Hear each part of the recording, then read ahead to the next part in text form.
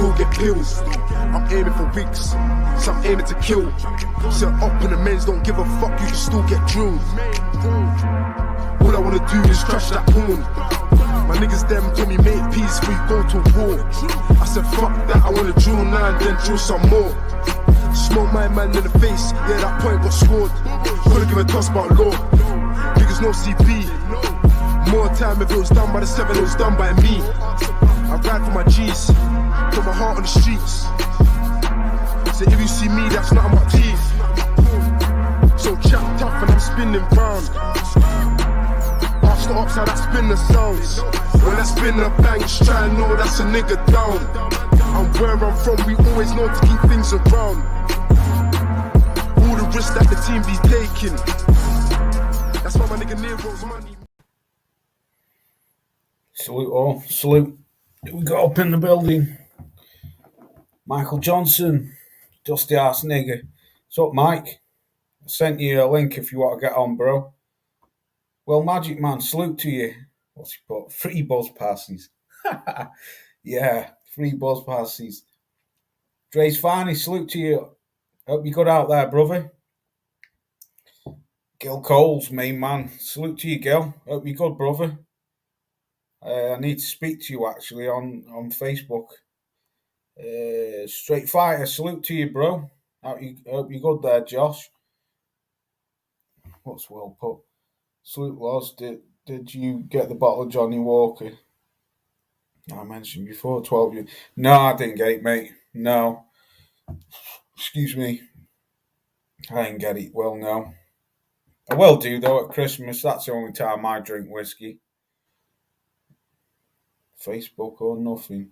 But you're trouble for me. I ain't no trouble, Josh. I'm a good man, me. Anytime, bro. Yeah. I'll speak to you tomorrow, actually, Gil. Seeing if you're all right. And it's been a while since I've spoke to you. Right, let's crack on with the show. Today's show is called Pensioners. I forgot what I even called it. What did they call it? Pensioners Day Out. Andrew 100, salute to you, good brother. I hope you're good. Yeah, so the reason why I called this show today Pensioners Day Out is because, for the simple fact, is boxing going, for me, it's going in a bad place when you've got people like David Hay, people like David Hay coming out of retirement. Now, I watched the thing yesterday, I think it was on Boxing Social, where Eddie Hearn had criticised him, and he was going back at Eddie Hearn, saying something along the lines of the reason why he had so many injuries was because of the way how he threw his punches and that he was so fast and stuff. Well, in my eyes, if you're picking up injuries doing that, why are you coming back now? Is it 2 years, 3 years ago that this guy announced that he would retired, and now he's coming out? Now he wants to fight. Same with Oscar De La Hoya. Next thing you know, it'll be Tony Bellew. That's why I put them on that thumbnail, all three of them on the bus. Boxing to me it's an absolute joke at the moment. This is where it's leading to, that we're getting old, washed-up fighters like these coming out of retirement to fight. Now, I don't know about you, but I won't be watching that. David A was finished years ago. Don't get me wrong. David A was a cracking cruiserweight. He was a brilliant cruiserweight. Definitely one of the best cruiserweights ever the best cruiserweight to ever come out of this country. But Mr. Johnson. What's up, Mike? Yeah, what's up, man? Yeah, I'm just chopping this shit up, bro. What you over there fucking talking about, man? We're talking about these retired old fighters coming out. I've got a load of shit to go through, but just let me read this comment, Mike.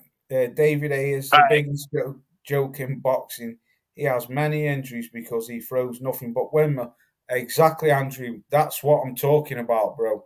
And he even said that himself on that interview yesterday with Boxing Social. I mean, for me, Mike, where do you see boxing going, Mike? Because I think it's in a very dark place at the moment with all these old ass washed up fighters coming out. David Haye coming back. I mean, the only thing that was bad about him was that Achilles shit, man. That Achilles shit, fucking, that right there done him in. You know, elbows and biceps and stuff like that. Yeah, that's one thing. But the ability not to move and you dragging your feet around like it's a scene from Michael Jackson's video Thriller. Like, come on, man. Yeah, but I see why. I mean, I don't blame him. But you know, if his Achilles ain't right, you know, if David Haye's Achilles is just if it's just the same as his last fight, he shouldn't be in the fucking ring, and he's not doing anything. Just taking money from the fans because he know people will show up to watch him. He know people will buy that shit just to see if he still got it. But if that ankle is like that, he should be ashamed of himself. Yeah, that's what I'm saying, Mike. David Haye's never cared about the boxing fans, mate. It's all about him. That's why he's called the diva. But the thing is, though, Mike, he did a show over here years ago called "I'm a Celebrity, Get Me Out of Here," and he was washed up then, and then he got washed up off Bellew. I mean, go back, you know, at the time like when he fought fucking John McMormack and was it Mormack? John Pascal Mormack, whoever it was, and the likes of like Enzo Maccarelli when he washed him, he'd have wiped the floor with fucking Bellew. But I mean, to me, salute dog, salute to you, bro. Volt, salute to you, brother. Just let me read these quick comments, Mike. Today's boxers are clout chasing attendants, seeking hoes that have bitch like tendencies. Facts. I can't pronounce that guy's name. Is fighting Tepasu. Should be a few good rounds for experience. I know who he is, well, but I can't pronounce his name. Carl Thompson. Yeah, when Carl Thompson beat. But don't you feel, though, Mike, that these people are disgracing themselves? I think so. I'd be ashamed to David Haye. And do you know what, Mike? With him parting ways with fucking Derek Chisora, I won't be at all surprised if they make a fight between each other. Yeah, I mean, but this is how I put it, right?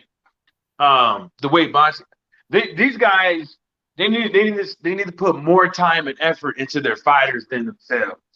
I mean, from all the way down from Floyd Mayweather, David Haye, whoever. If you a boxer out here and you trying to make comebacks like this, and your stable ain't looking too good, and your so-called stallions ain't racing against tough competition, and you're milking them and stuff like that, you ain't doing nobody no justice. Exactly. And you ain't doing yourself justice. All that money, people always talk about, oh, we're going to marinate this fight, we're going to marinate that fight, because we don't want to leave money on the table and stuff like that.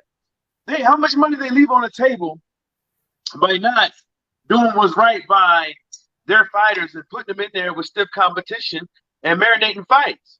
How many times have they put down boxing into this area of YouTubers that's coming in here and street beats and shit like that are doing better numbers than boxing, you know? And that's crazy. You used to be able to turn on it. You used to be able to know by heart 10 boxers and not even watch boxing. You used to be able to know about 10 to fucking 20 boxers and didn't even watch boxing like this. You didn't have to watch boxing like that to know who's the top guys. You know what I'm saying? But now nobody knows nobody. Yeah. Nobody knows nobody. Yeah. Half of these cats don't even know what the zone is. half of these cats don't even know HBO ain't showing no fights no more. You know what I'm saying? And it's like, it's these guys that's doing it. It's these Care Bear um leeches. They cry when things don't work out for them, but then when it's all the fans that's the ones that suffering. Yeah, you're right. Just let me say hello to a few people who've just come in. Flower, salute to you, Queen. Hope you're good. Hope you're good out there. Dago, salute to you, bro. Hope you're good. Yeah, Mike, this is what I mean. DOG's just put same thing. This is a scam between two friends. But this is what I mean, Mike. It's a joke. It's an absolute joke that they're even digging up these fossils and putting them back in the ring. They shouldn't be allowed to. Oh, salute to you, Queen. And then you've got the Tin Can Man there, the man himself. Old Heinz tomato soup, Dillian White. This guy wants to fight these. He'll probably try and make a fight with David A next because this guy's come out. I mean, I'm going a little bit off schedule here, but I'm sort of like keeping on schedule. You've got fossils being dug up and coming back into the ring, which nobody wants to see them. And then you've got Dillian White, who doesn't want to fight anyone, but's been on social media all week saying, what was his famous quote? All these people are using my name. Why don't they just send a contract? Well, hang on a minute, bro. You're on about you want an easy touch, and you're on about fighting fucking Chris Ariola. What the fuck's that all about? There is no such thing as a light touch in boxing or an easy match. And especially if you're pushing towards a fucking a world title. But this is what I'm on about, Mike. It's disgusting that this is going on, and that boxing for me, it's fucking dead, mate. You've got a little small percentage of like people of like good fighters, like your Devon Haney's and your Buds and your Errol Spence, and like Virgil Ortiz last week. But that is it's just a one-off.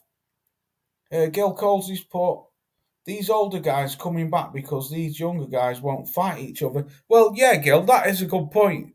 That's a good point. But the matter of the fact is, don't nobody want to see these fucking. I don't. You've hit a good point there, Gil. What you've said, but don't. Something get rid of these banners. But don't nobody. Well, not me. I don't want to see that fucking shit. And I think it's a disgrace that they should even be allowed to come back in the ring.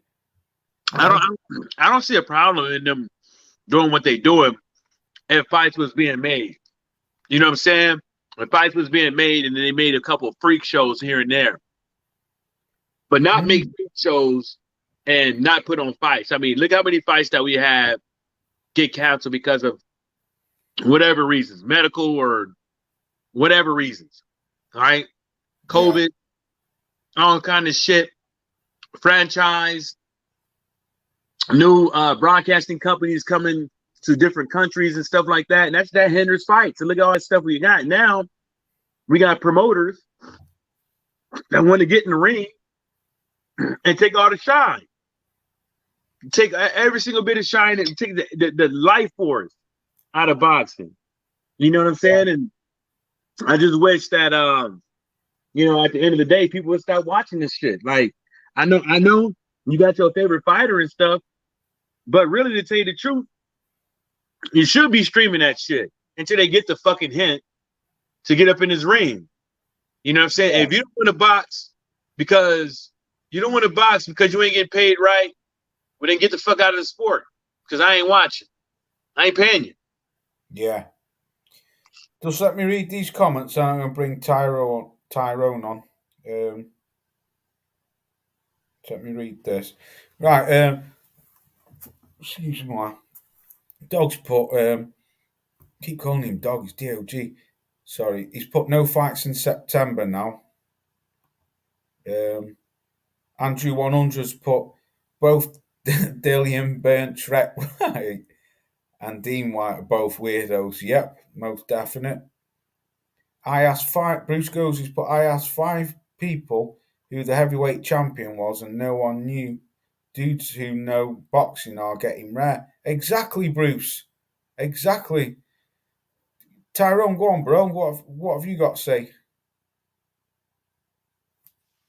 Say about We're on about these fossils being dug up and coming back into the ring, like Oscar De La Hoya fight on about fighting.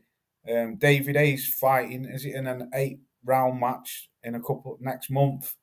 And basically, and the cam man, tomato can man, not fighting anyone, just wants an easy fight. I mean, just trying to steal some money. Really, I mean that's all that is. I mean, Mike always talks about not watching these or stop watching boxing, man. I've really thought about just going back to watching the NBA full time, and I haven't watched basketball like that. I keep up with it, obviously. I know everybody, but I haven't watched the NBA since 2013, 2014, like full time. I'm about to start going back to that. Boxing isn't really too interesting unless there's like big knockouts. Even the fights that do get made and you do think they're big fights and it does happen, what? The fights aren't even good when they do happen because of Exactly. the styles. Anyway, I don't like I used to care a little bit about, oh man, these fights aren't getting made, these fights aren't getting made. And if they do happen, then what? We don't have any like fighters behind them that are actually that good, like a big pack of them anyway. Yeah. It's like, no. I mean, Crawford Spence. Okay, that's probably the most important fight to be made now. I don't think there's any heavyweight fights to be made other than Wilder Fury for just my own personal reasons. But other than that, like I'm not interested in I'm not too big. I wouldn't like scream for joy for Wilder AJ or Fury AJ. I'm not interested in those fights, really. Yeah. I don't care. They don't do anything for me. It doesn't matter. When you do see the fight, then what?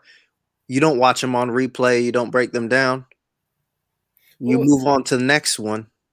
yeah. This is the thing, though. This is the fact of the matter is that these fighters aren't fighting each other, and Like and what's a like? Okay, we say that, right? But like, what fight do you want to see get made? What fights do you want to see get made? me. Yeah.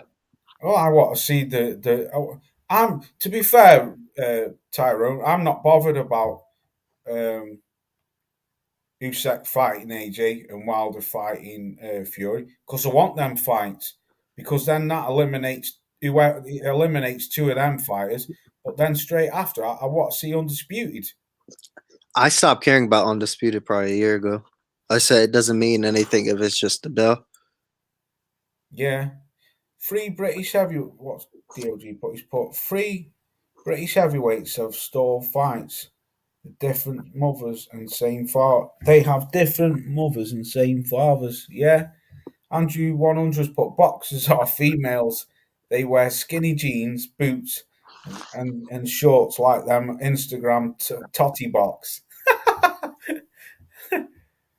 Yeah, well, this is what I mean. This guy, like I say, I was other things what I ripped through. I mean, for me, I think boxing. I'm slowly getting that way myself now, Tyrone. I'm fed up of it. I struggle to make videos because there's nothing to talk about. Like in the heavyweight division, what's the fight that people are looking at? Really, Crawford Spence, and then Ortiz, and like what's his name, Duran Ennis. That's probably down the line. And even if it does happen, I feel like I've already played that fight in my head for myself, so I don't. not big deal for me. Like, I mean, Yeah. I don't know. I don't know how to put it. Like, I'll see people talk about, oh, these fights are not happening, and talk about weight classes that they don't even watch. Why are people talking about Donaire and Casemiro now? Where were they a year ago, 2 years ago, 3 years, 4 ago? They can't even name 5 people on those people's records. So are Yeah. the hardcores becoming the casuals? Yeah. Why would they talk about these that use examples of weight classes they do not watch? Yeah. They don't watch anyway. Well, the, the fit. Yeah, I understand what If you're you don't watch saying. it, shut up. That's my But thing. They don't even watch bantamweight. yeah. You see, I'll watch anyway. I'm not strung up on the lower weights, but down to like featherweight, bantamweight, I will watch. But I will, if there's a boxing fight on, I'll watch anything if it's on. There's certain fights I won't go out of my way to watch them, but I will watch them. Gil Cole's main man's put, if you see another boxer get robbed like Fox did, I may start watching more UFC. Well, yeah, Gil, that's You what know, I the was first gonna. time I thought I finally got aware when I started watching boxing again, not when I was younger, I was watching when I was a kid and stuff. But when I came back, probably around 2015, 2016, start watching again, the first card that I knew was going to be a weird decision. And I was with my friend right next to it. And he'll tell you it. We saw Wilder Fury 1. It was kind of choppy. But I said, my friend looked at me. He said, "What do you think?" He said, "I didn't think Wilder did what he should have done." That's what my friend said, and I'll say, to be honest, yeah. That was a really good performance. I said, but watch them give it a draw, and boom, what was it? A draw. Yeah. And then stuff like that. Castano Lara was the same thing. I mean, you can see these BS endings anyway. It's all you can see it. It's so predictable. Yeah. Well, Uzi Rigo got robbed, didn't he, last week? That wasn't a robbery. Do you not think? I watched it I live. think he won that fight. I think he won it. Let He me made ask you something. Did you watch the undercards? no.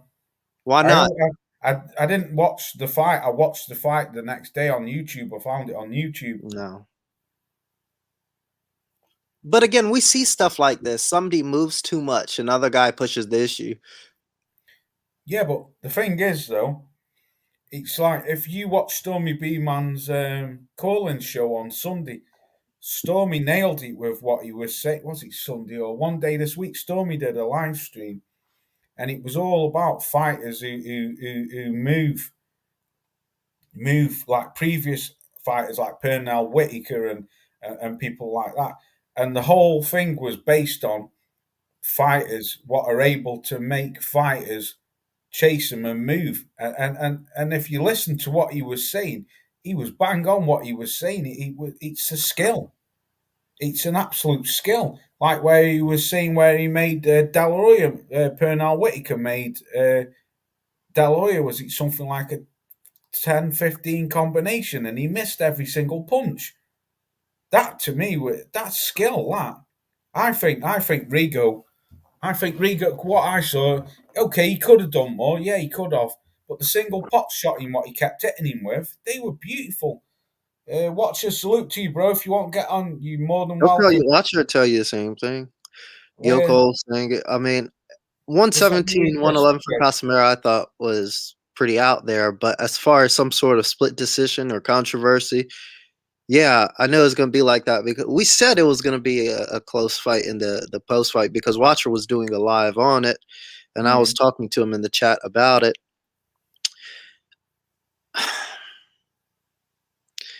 You've got to understand the fighters and the fight that they're having at the time. I'm not made out to be any. I don't make out to be any expert or nothing. I'm not L-Dub at all. But No, neither am I. but like when I do watch a fight, like if it's a main card, like if it's the main event, I'll take my time out to know about the fight. If I didn't already, I'll take my time out to know about them beforehand as far as box rec or whatever else. I didn't need to do with Casemiro Rigondeaux. I can tell you Casemiro's last 5 opponents, and I've watched each of his fights. beforehand. Same with Rigondeaux. I know their styles. I thought Rigondeaux was going to come in. It might be of an inside fight because his last 2 fights with Ceja and Solis were inside. Ceja was start to finish inside, and he moved a bit with the Solis fight. But I mean, it was pretty action packed. That was on the Russell undercard, but I didn't see that. Like his promoter saying that his purse should be withheld for running, I thought that was kind of BS because I thought the promoter came off as a casual fan. But yeah, he came off as a casual because he said that his purse should be withheld for running or whatever, which is he has not seen enough of Rigo's early fight. But and he has that general style anyway. Like motherfuckers really expect a 42-year-old to stand right there in front of a fucking youngin. Like, get the fuck out of here. But this is what I would say. You know, those 2 fights that you guys are talking about is the reason why they need to tell the whole wide world, you know, who's winning the fight after every round. They need to give them scorecards up after every round instead of waiting to the end, because that would make it more competitive. And that would make it more transparent. Like a box score. Yeah, if you know you're losing, you know, people need to know, you know. And I don't think that should you know, give the ref or the ring doctors any type of, you know, judgment call to stop a fight, because I don't think fights should be stopped because somebody is losing, because hell, this is boxing, you know, one punch could end it all. But I just think that if the fighter knows that they're losing, sometimes that should light a fire, you know, to make the fights more competitive. Yeah. I mean the Fox fight, I don't even speak on it because I didn't see it. But the Casemiro Rigo fight, I mean, we're watching it live. I generally believe it was a close fight because it was between somebody missing everything and somebody not doing anything. Rigo was hitting though, so he was hitting them pretty good. Footwork. He was getting some pot shots here and there, but like I don't think anybody dominated anything. I seen some nice stiff left hands. Yeah, exactly, Mike. Body shots upstairs, straight lefts. I was seeing some nice shots being landed every single round before my phone died while I was at the bar. You know what I'm saying? But like I said, Floyd Mayweather, his daddy told him, was like, dude, you're no spring chicken no more. Can't be sitting over there taking these shots from these youngins like you used to anymore. And you see it with a lot of boxers. They get older, their chin get weaker. Watcher will be on my side if he jumps on. Yeah, of course you can watch it. Let's get Watcher on. I don't care. But that's the thing. I don't care who's on whose side. You know, my whole thing is that it's a fact with age. It's a fact with that chin with age. The more you get hit, whether or not it's sparring, whether or not it's overtime, that shit catches up to you. Yeah. Sent it to you, Watcher. You think it was a knockdown in that first round, even though he went down on purpose? You go. He thought it was behind the head, which it was. And he went down. Even if it was behind the head, the ref got to say it was behind the head. Yeah, he should have called that, unless call it behind the head. He had to call something. If you get hit and you go down, that's a knockdown. Yes. Yeah. Unless the ref say it was a low blow, or you got hit, it was a legal punch or an illegal move, it's a knockdown. Yeah. I think he won the fight anyway. I don't. How wide do you think he won it, though? If you're saying that he won it. Let me send Mo this. I can't remember what Mo's. Oh, there he is. Got him. Yeah. Just 1 second, Mo. Just sending this to Mo. How many rounds do you think he won?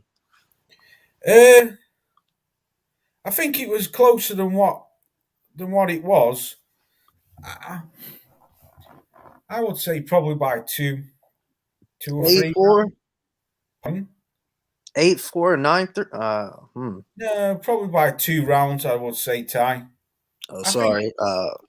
Yeah. I think what I saw, Mo, like Mike said, I saw some nice left or right hands, whatever they were. I think you got to think as well. He was a lot bigger man, that Casemiro, whatever he's called. Yeah. So he wasn't going to stand there. TJ Boxing, salute to you, brother. I hope you're good out there. If anyone wants to get on, you're more than welcome. Yeah, so because I'll come back to these pensioners. There's a couple of things I want to go through. If I can find them. Right, what do you? Right, let's start with this then. What do you think to that fight then? Now it's been announced. I don't care. I'm not the biggest fan of the fight. Like Tyrone said, ain't nothing that's gonna blow my hair back. Yeah. Yeah. No, I think I would watch the fight. But of course, it's gonna be after I got a second round playoff game tomorrow. But I'm gonna watch the fight. I'm hoping that the fight ends up becoming entertaining. I hope that Caleb Plant makes it competitive. I hope that Caleb Plant, does his thing in the ring, like both of them. Whoever wins to me. It really doesn't matter. It really doesn't matter who wins for me with this fight. Yeah. People are going to do what the fuck they want to do, and I can say I hope Caleb Plant wins, and then Caleb Plant goes on this bullshit. I'm the A side shit, or you just never know what's going to happen. You know what I'm saying? Whoever wins, but it's not nothing that I will be racing back home to watch. Yeah. Yeah, I agree. I think Plant's going to put up an okay fight. I don't think Canelo will have it all his own way, but I think Canelo will break him down later on, and probably end up stopping him. That's what I think. But you know what I'm saying, Laws? Like Caleb Plant, people. I don't take things as people saying like negative about fighters as like being hating and stuff like that. But with Caleb Plant, man, I seriously I don't know. It's because he's white and he dressed black. He likes the sisters. I don't know what it is, but I get the feeling like a lot of that shit is just like people just don't like him, and it's not about his fighting abilities and stuff like that. But even though he has his flaws and stuff, he doesn't have the most stellar of resumes, but man, oh man, shit, he might get, huh? I think he's a good fighter, Mike. I think out of all of the fighters what Canelo's fought in that super middleweight division, I think he'll probably him or Callum Smith will be the one who put up the best fight. Who knows? Yeah, Voltzi's put I see Canelo a demolition within 4 rounds. Could do. Salute Watcher, how are you, bro? Fucking Kangaroo Jack. Kangaroo, that Skippy. Yeah. Skippy, he out there. Fucking Mike is on mute. Yeah, Canelo. Yeah, TJ's. I just walked away, man. Canelo by stoppage. Yeah, I think so, TJ. I think so, bro. What did he say? TJ Sports is boxing and sports has put. Yeah, Canelo by stoppage. I think so. Yeah, I mean that's the general consensus. Like, you know what I'm saying with this fight. Like, nobody's really giving. I'm not saying anybody in the chat or anything is hate, but I'm just saying it's like some of the stuff I just see is like, people are not saying like, anything about the attributes that Caleb Plant possesses that could help stuff like that. They just like, fuck him. He dresses black and he likes the sisters. Fuck him. You know what I'm saying? Like, yeah. So, I've got nothing against Caleb. What's his toughest fight, right? What's Caleb Plant's toughest fight? Don't ask me, motherfucker. Uzkataki, right? And I watched Yeah. a lot of people, even people, you guys probably seen bits of it live or went back and watched the fight. Probably you guys just don't remember, but I watched it live. I was going back to school.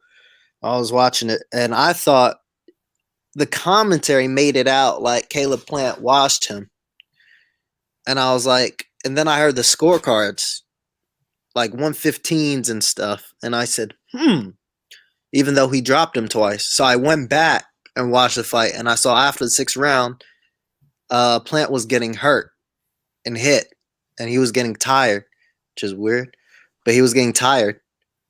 So I said, Then his next opponent's what? He got the Subway guy, Mike something. Subway guy. Then he got Like who else? he was in the Subway worker. Truax. Yeah, he wasn't a Subway worker, but he was a model for Subway. Like he was an advocate. So he worked for So he Subway. was getting paid. He was getting paid to do Subway, Tyrone. Yeah, he was getting paid Subway checks. Subway sandwiches. And yeah, and sandwiches too. You know. No, it's true. I'm not even lying. You search this. The guy was like a Subway representative. Sponsor. He was. But you was modeling with meat in your mouth. Yeah. Oh, Mike, come on, man. So he got rid of him in no time at all. I think it was 1 or 2 rounds on the Thurman Pacquiao undercard.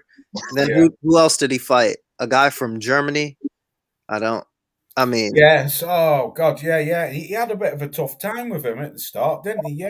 Well, the ref had to step in and stop it because Plant couldn't get him out of there. He couldn't drop him or anything like that because his hands aren't, he just can't punch. Like Hitzelberger or something. I know what you mean. Something like that. Yeah. Then he had Truax, and they said he made it tougher than it was, but he said that he broke his hand, so I guess we have to give him the benefit of the doubt. And now he would be in with this. This is kind of a big step up from any of the fights he have ever fought before. Oh, what the fuck was up with Truax anyways? Well, he said, what's his name? Plant said that he broke his hand in the 2nd round. Oh yeah, I remember that. He said. You're talking about what happened with Truax. Like I ain't heard his name in a minute. I don't know. I just know he gets good checks from PBC to keep doing this. Yeah. I don't know. He beat James DeGale, and I guess he should have left it at that. Yeah. Well, after the rematch. That was a good win, that was. That was a very good win over. Tell you what, do you know what? James DeGale, I like James DeGale, but tell you what, he rode his luck sometimes. How he come away with a draw against fucking Lucian Bute was unreal. Bute fucking pieced him up, man. Well, what's his name is even worse. Badu Jack. He's the draw machine. Yeah. I mean, he has 4 draws. He had 1 overturn to a DQ because Lucian Bute tested positive. But if you count that, he has 4 draws. And every draw he complains and complains. Oh, well, the judges robbed me. The judges robbed me. He went on what's his name podcast, Mike Tyson, talking about it. My comment is there. Here we go again with this guy, always complaining about a draw or getting draws. He just can't admit that he doesn't have a next gear and can't do enough to impress the judges. I think the judges, though, I think what judges need, Badu Jack is one. But I think what judges need to do is like actually set criteria. You know how we were going back and forth about the Casimiro Rigondeaux fight? The judges need to do is what Mike was saying, give update round by round, and before that, tell the fighters about their bias.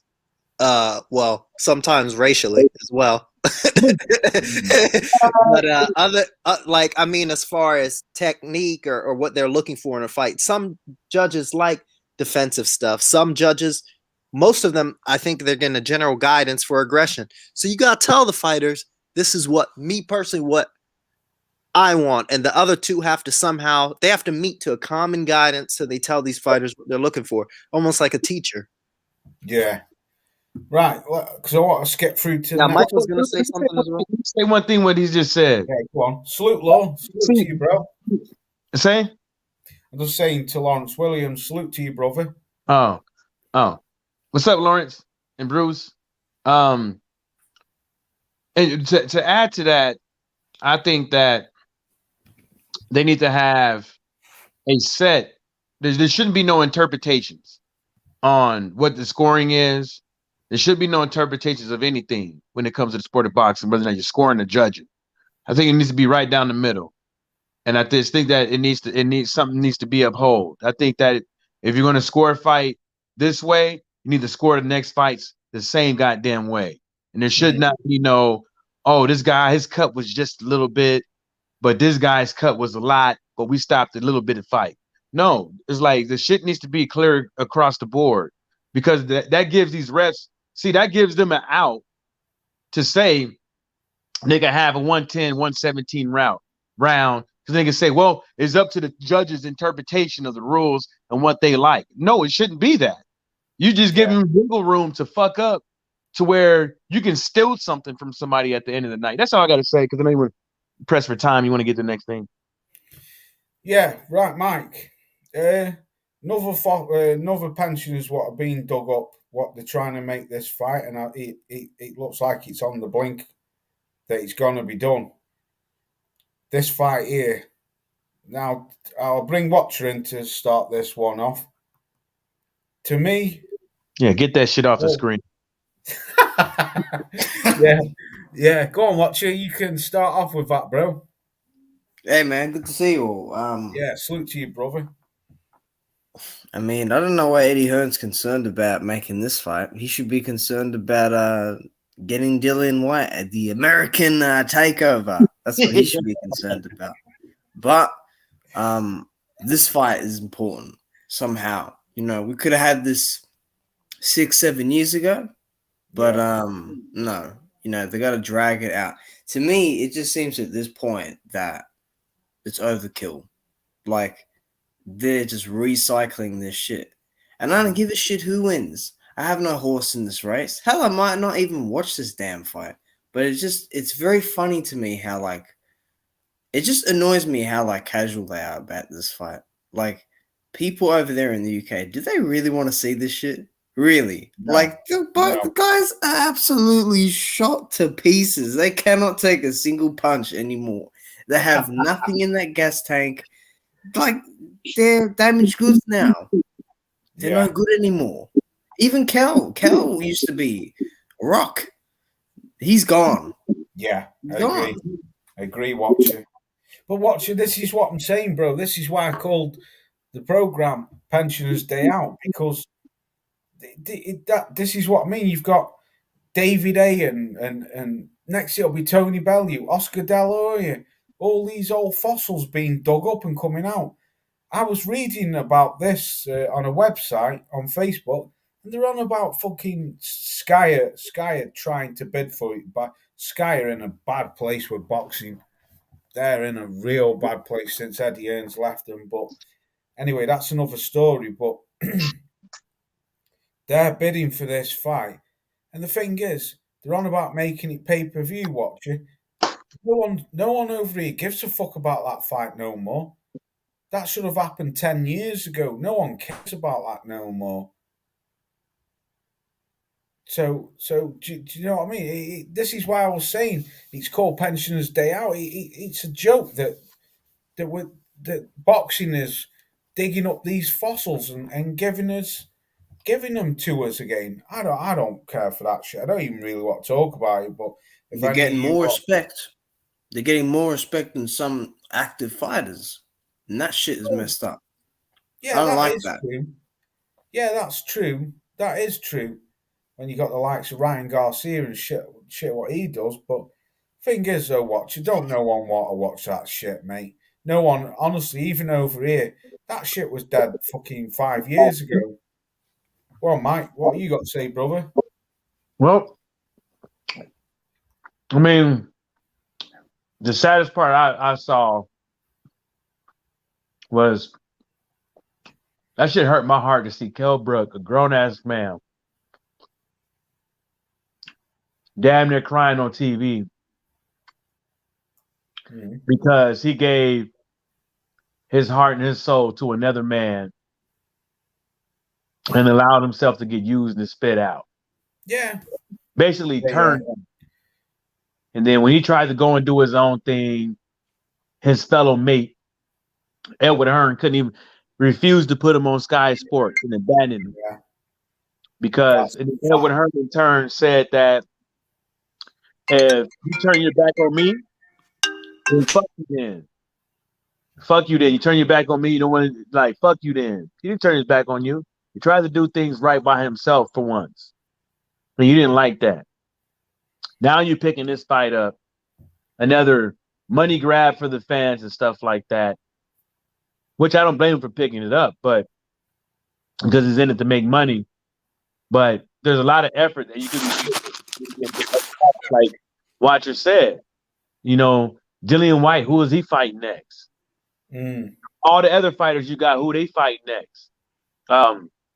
What's that chick name? Slovana. Who she? You gonna hit Clarissa Shields up for a December fight date? No. You know, and the list goes on and on with what he got. You're gonna keep putting on fights up over there in the UK, which really I don't care what fights he put on, but he's not putting on quality. No. He's not putting on quality fights. It's okay. Yeah, people just want to just go out and see a nice scrap. You know what I'm saying? But where's the quality? Well, Mike, this is one of the problems why Sky got rid of him, because that many people were complaining to Sky about these fights, what he was putting on and charging pay-per-views. Even the casuals had had enough of it. They were sick and tired of every boxing match what Sky were putting out was a pay-per-view, and the fucking numbers were flopping because none of the fights were pay-per-view material. So this is sort of one of the reasons why Sky went their own way. But getting back to what you just said earlier about Eddie Hearn when he washed his hands on Cal Brook. That's fucking true. And Sky never put his fight on TV, but now all of a sudden they're bidding for this fight. They're bidding for Khan versus Brook. If I was Cal Brook, I'd tell Sky Sports, go kiss me fucking ring piece. The fuck out of here. I ain't giving fucking I'd rather give my money to fish eyes. Yeah, exactly. You weren't there before when I was fighting Bud. So why now do you want me? I mean, this is what me makes a joke. It's like Josh Taylor when he fought Ramirez. No network over here even covered that fucking fight. None whatsoever. And he's the only undisputed fighter that we've got. What did the Sun say? Say again, bro. What did the Sun newspaper say? Another year of bumming the month fights. Yeah, it is. It's a fucking British boxing is a joke. It's a fucking joke. I mean, we ain't doing fine over here either. I mean, we ain't doing too good over here either. Shit. Thing is, though, Mike, what's making me laugh as well is what's going to happen, because now Eddie Hearn's gone and he's gone with DAZN, bro. What's going to happen to Sky? Sky have always been the main fucking network over here for boxing. Could happen like it did to us with HBO. HBO had his last telecast when was that? End of 2019 to 2018. I think it was Roman Martinez. I think that's gonna happen. I was hoping it would happen to Showtime, but somehow they've continued, and I don't think it'll stop till they pay out this Jake Paul guy. But what happened to the American Takeover, Eddie? You said you'd come over here and he doesn't understand. There's nothing to take over. Pensioner snatcher. There's nothing to take over here. The promoters here themselves aren't able to grasp the full casual market here unless they bring in Jake Paul or Mayweather or something. So for him to think he can do a job that the people here couldn't do anyway was ridiculous. And I saw an article saying that DAZN is basically packing up from over here because they don't have any American fights scheduled. Yeah.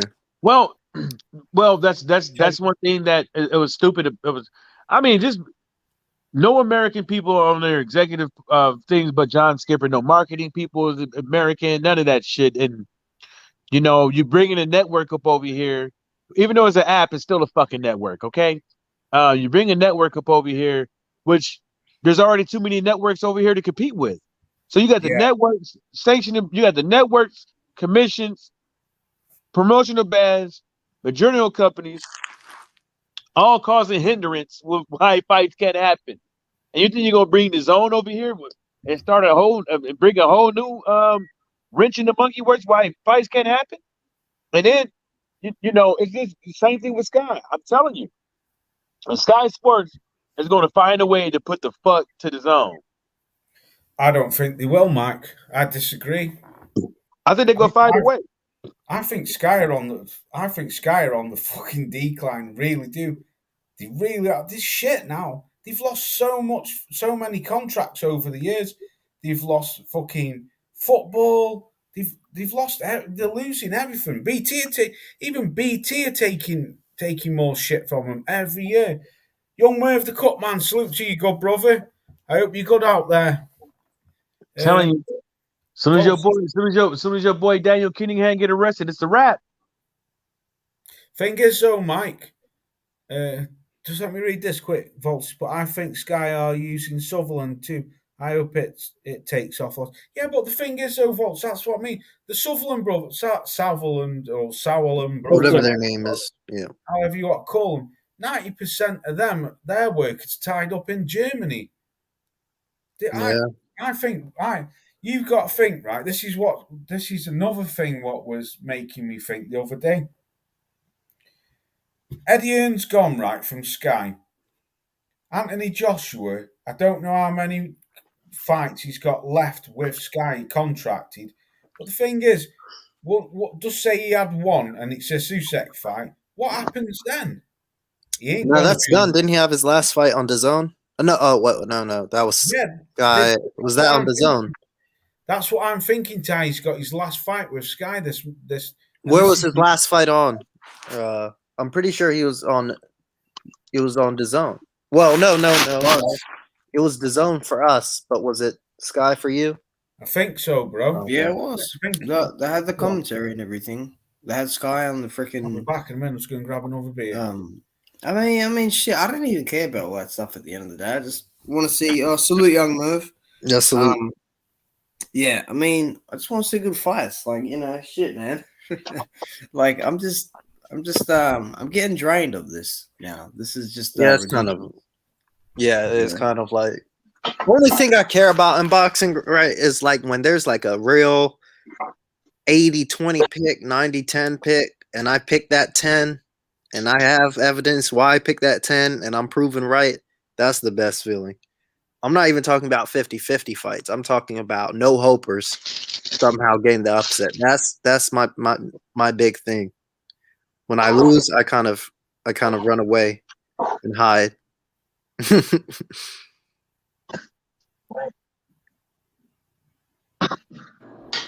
Oh, my bad. I forgot I wasn't on mute, man. I was snatching shit off the cutting block and everything. Was it Eddie Hearn on the cutting block? Shit, I wish he was. Well, we read a comment the other day. I'll read it. I won't say from where. I can tell you. Oh, no, I know what you're going to say. Give me 1 second. One second. Where are you getting it from now? I'll tell you behind the scenes. But it was really bad. It was really bad. This is a guy from the US, by the way. I can't believe you said that. Like, that is... And you know what? Malik Scott said something today as well that I'm very, very disappointed with. What did he say? I'll tell you after you say this. Okay. So he goes out in response to a comment, and he says, I think you're misinterpreting the point. I didn't say anything negative about Barry Hearn. In fact, I saluted Barry Hearn because he created a company his children could benefit from. Every day I strive to create opportunities my children will be able to benefit from. The point was, although you may have been blessed with the opportunity to graduate from college or inherit $1 million company, you shouldn't look down on others that aren't as fortunate, even if they are educated or live a high-risk lifestyle. Nobody said anything negative about Barry or Eddie Hearn. This is the real part here. Eddie is so cool and down to earth, you would think he grew up with nothing. That tells me he was raised right. Eddie uses the advantages he grew up with, no help others, and not look down on them. The Hearns would have never made that commercial. The people who made that commercial did not respect the intellect of the black community and created a commercial that pandered, blah, blah, blah, blah, blah, blah, blah, blah. Now they're being called out, and now they're being called out for it. That's what happens when you underestimate people. But the Eddie Hearn part was the funny part, because somehow in this guy's world, Eddie is so cool and down to earth. You would think he grew up with nothing, but he never met Eddie Hearn. He doesn't like. Well, I don't get it. What's that you're reading, bro? Well, this is a guy from a certain channel. You know, Oh, right. He's a U.S. channel, and they push matchroom narratives. He was very nice to Kell Brook, wasn't he? Very nice to Kell Brook. Oh, it was a whole bunch of hiccuping. Yeah. The Hearns are. What's Volt's put? He's put the Hearns are closet racist. But Watcher, what did Malik Scott say? Yeah, Well, he did say that shit about Slave with Dillian White. Malik Scott. Mm-hmm. Malik Scott. Okay, and like I said, I'm not gonna spill the beans on the behind the scenes shit, but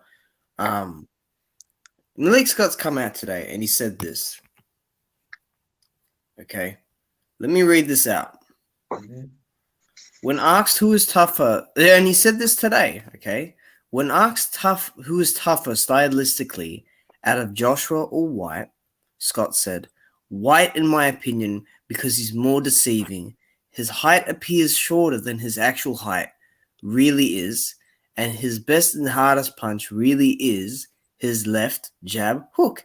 His arms are longer than they appear, and they hang down almost to his knees. So when you think you're out of range of his height, it's tricky because you're still in arm's reach of him because of his long arm length, and his power comes from his bull-like strength, not from the correction of his punches." And then he said,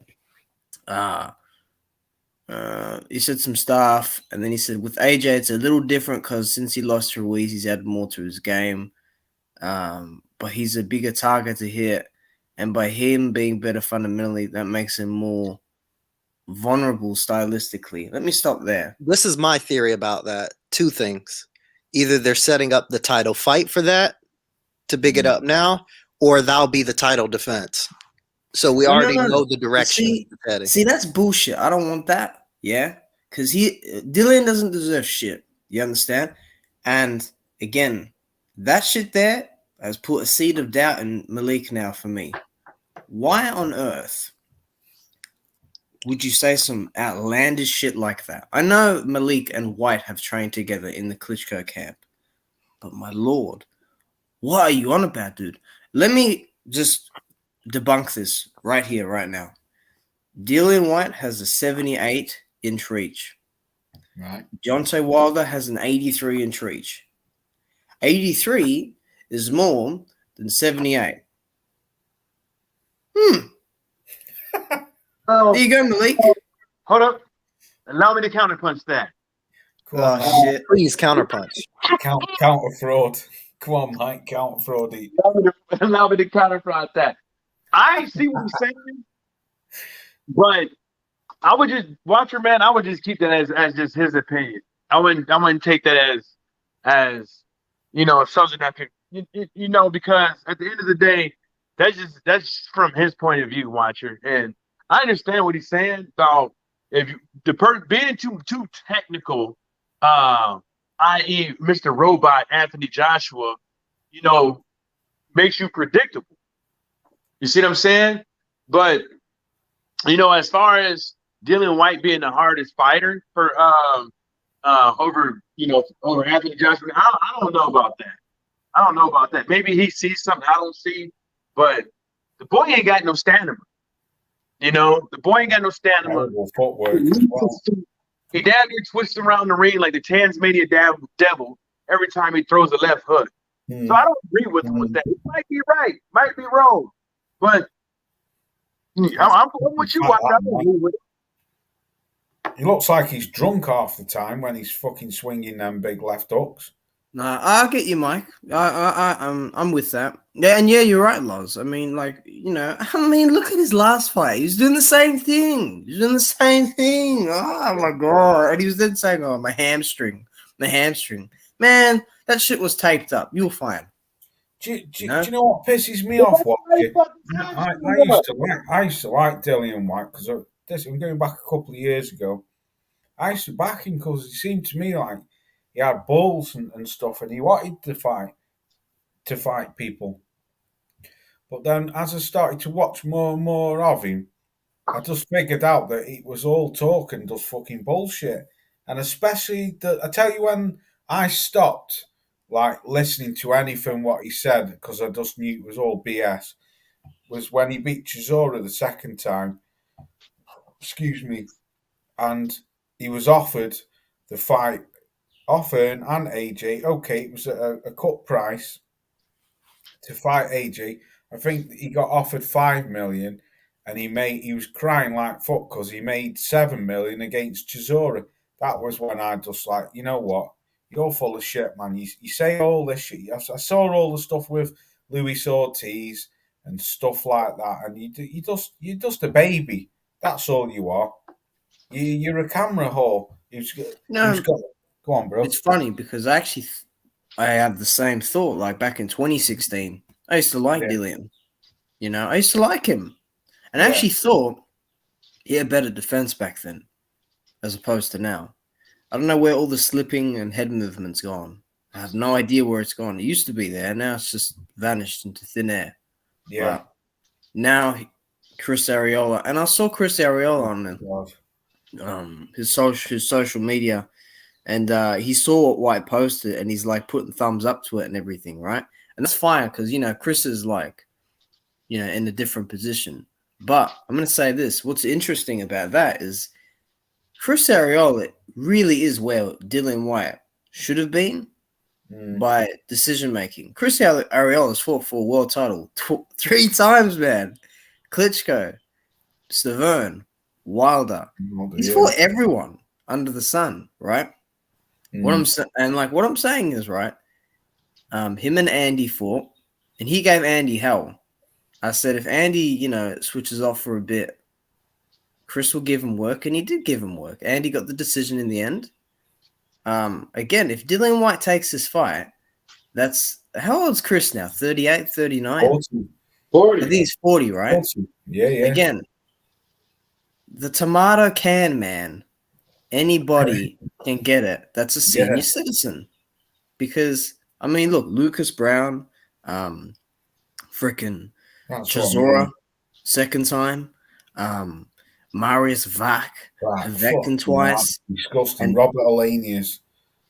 Hellenius is kind of, you know, there as well. And when you fought him, he was just gone. But again, like, do not speak of people's names when they have fights booked or when you know you could make them. Like, I put something in the chat the other day where Dillian's like, oh, everyone talks about me, but they don't send the been on about that one. But you're the so-called A side. Why don't you send something? Why don't you dictate? And I don't really like to get into all that stuff, but, you know, every time someone calls this guy out, all he has to say is, oh, he's a crackhead. He's a crackhead. That's all he has. That's all he says. This is about Charles Martin. He throws that shit out like it's some loose term. Yeah. But everyone, he called Wilder a crackhead from Alabama and Charles Martin. Why don't you fight Charles Martin or something? Why don't you fight Ortiz? You get Michael Hunter, Hergovich, maybe IBF mandatory. You know, there are options out there, but what's he want to do? He wants an easy fight, he said. Yeah? Yeah. But Wilder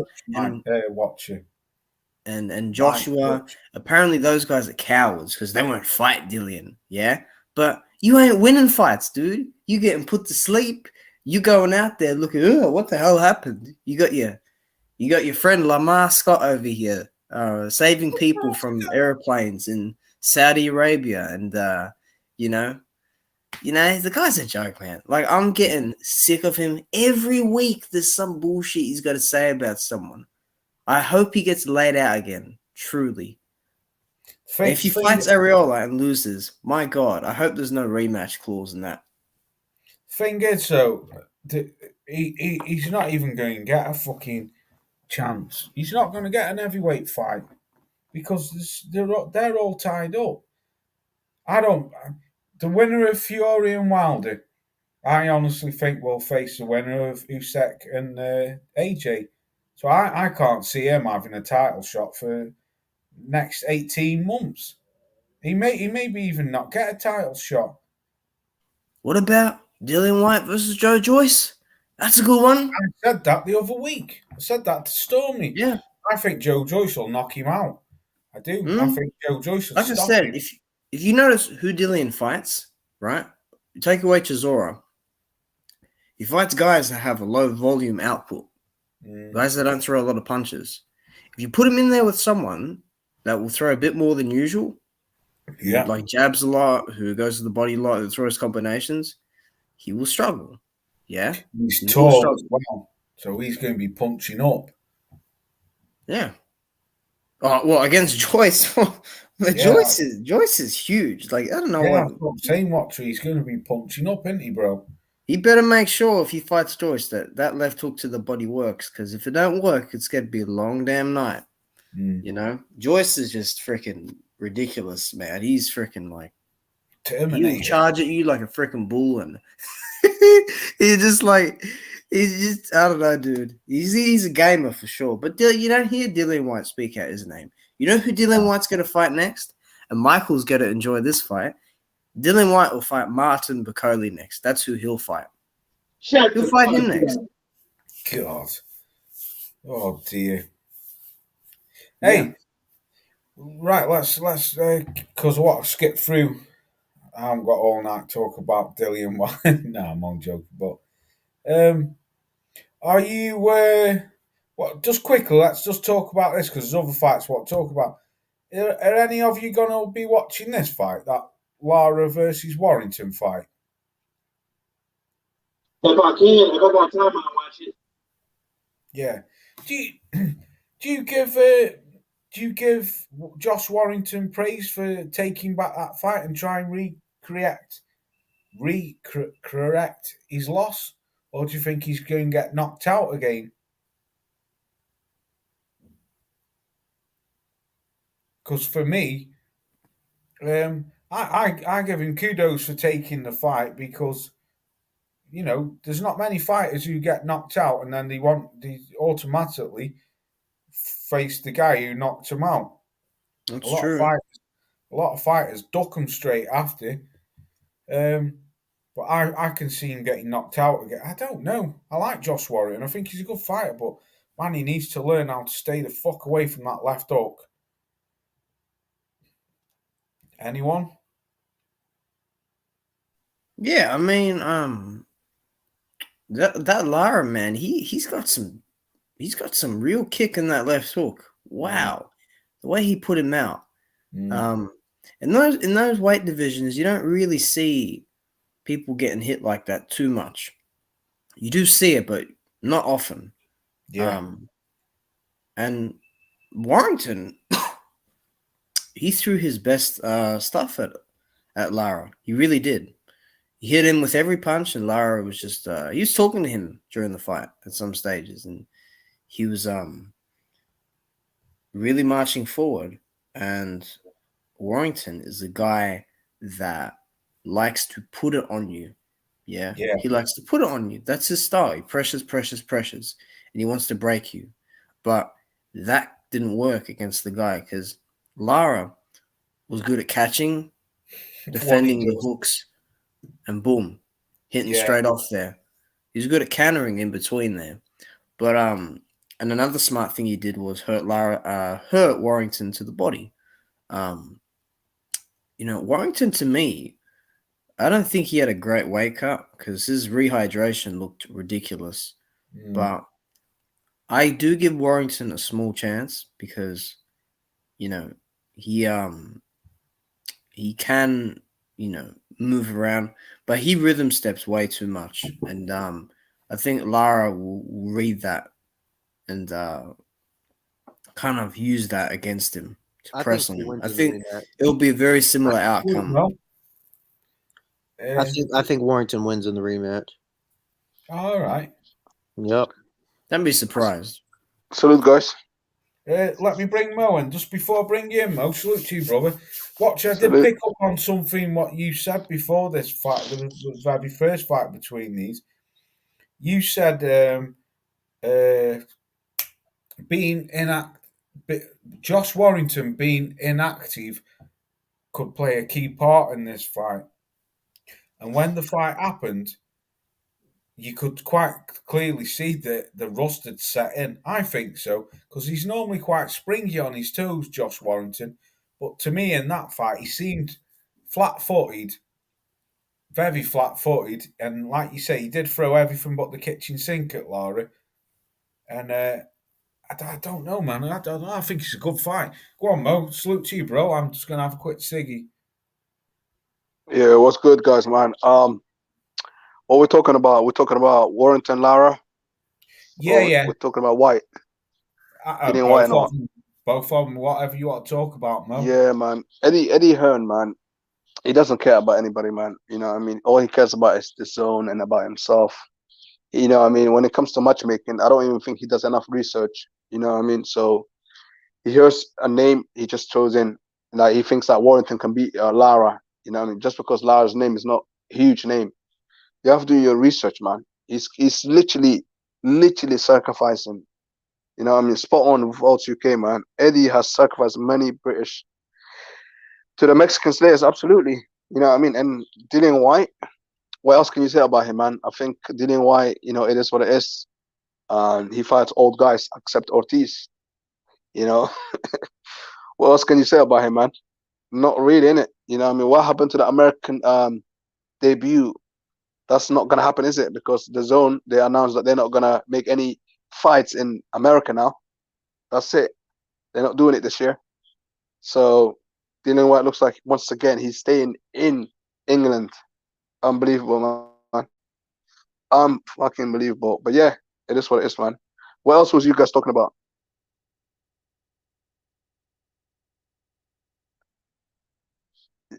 Yo, people, what is Yeah. everyone's? It Just, was uh, talking about the Lord. It was just talking about the Lord fight, and just old people coming back in the box, old boxers of yesterday, coming back and still getting fights and stuff like that. That's pretty much what we've been talking about today. But I guess Law's got like some kind of fucking notepad with what the topics he want to talk about and shit. So he got this Yeah. on a tight fucking schedule. No, that's good. That's good. That's good. It's good to have a schedule because sometimes you stay on point because a lot of the people I want to talk about when they do lives, talk about the this fucking most channel. successful channels like they have a schedule. So I kind of agree with Lost what he's trying to do because Yeah, you know fuck what I mean. that. I'm gonna talk about what I want to talk about when I You want to wanna talk. Matter of fact, let's get to these chats real quick. Uh, Laws D, the Punch Out TV said that he's a hater, but he loves some Anthony Joshua.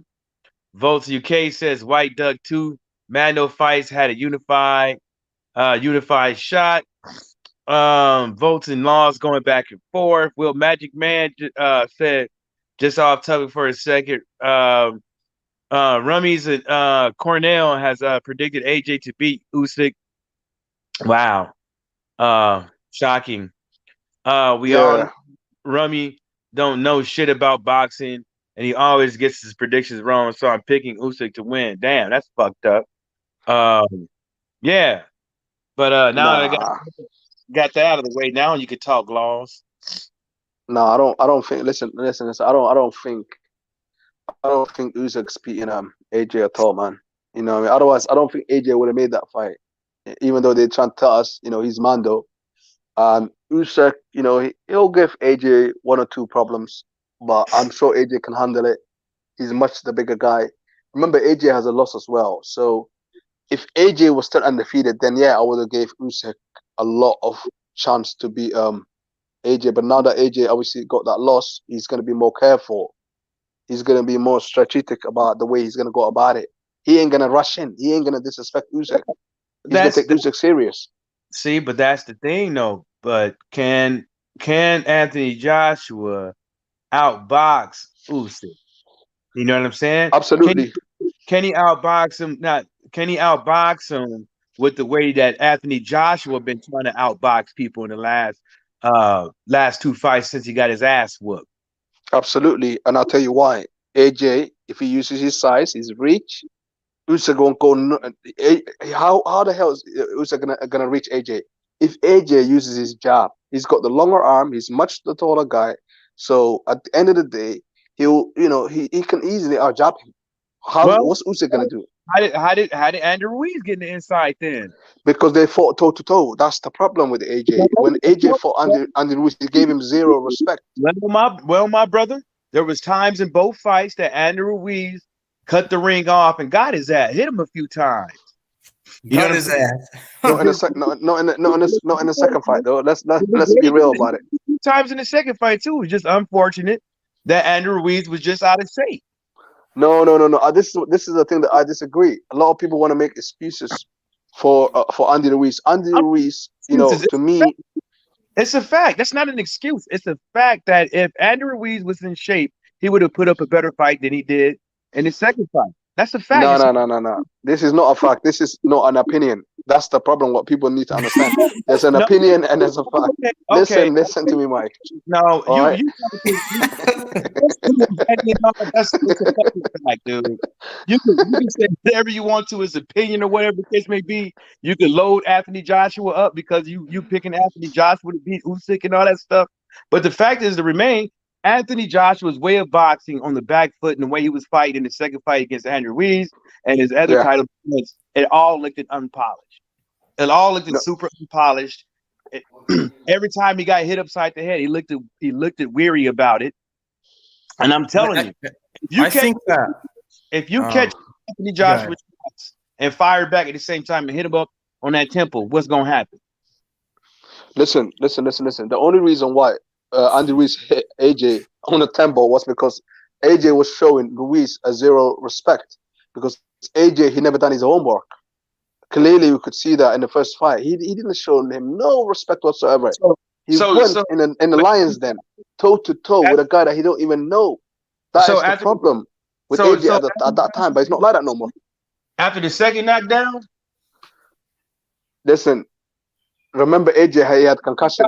When he was hit by the tempo, when he was hit by that tempo, that was it. Like AJ wasn't there himself. Everybody could see that. You know what I mean? He was dazed. He was like, oh, okay, whatever. You know what I mean? I'm going to do or die kind of thing. But in the second fight, he was basically being strategic about the way he was going about it. And even against the Pulev fight, AJ's changed. AJ, you will never, ever see the old AJ ever again. No, you cannot.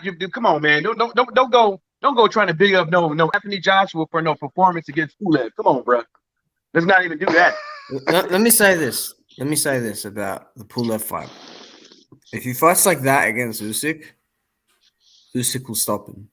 And the reason why Usyk can get near that is because Usyk's got to know the timing down pat.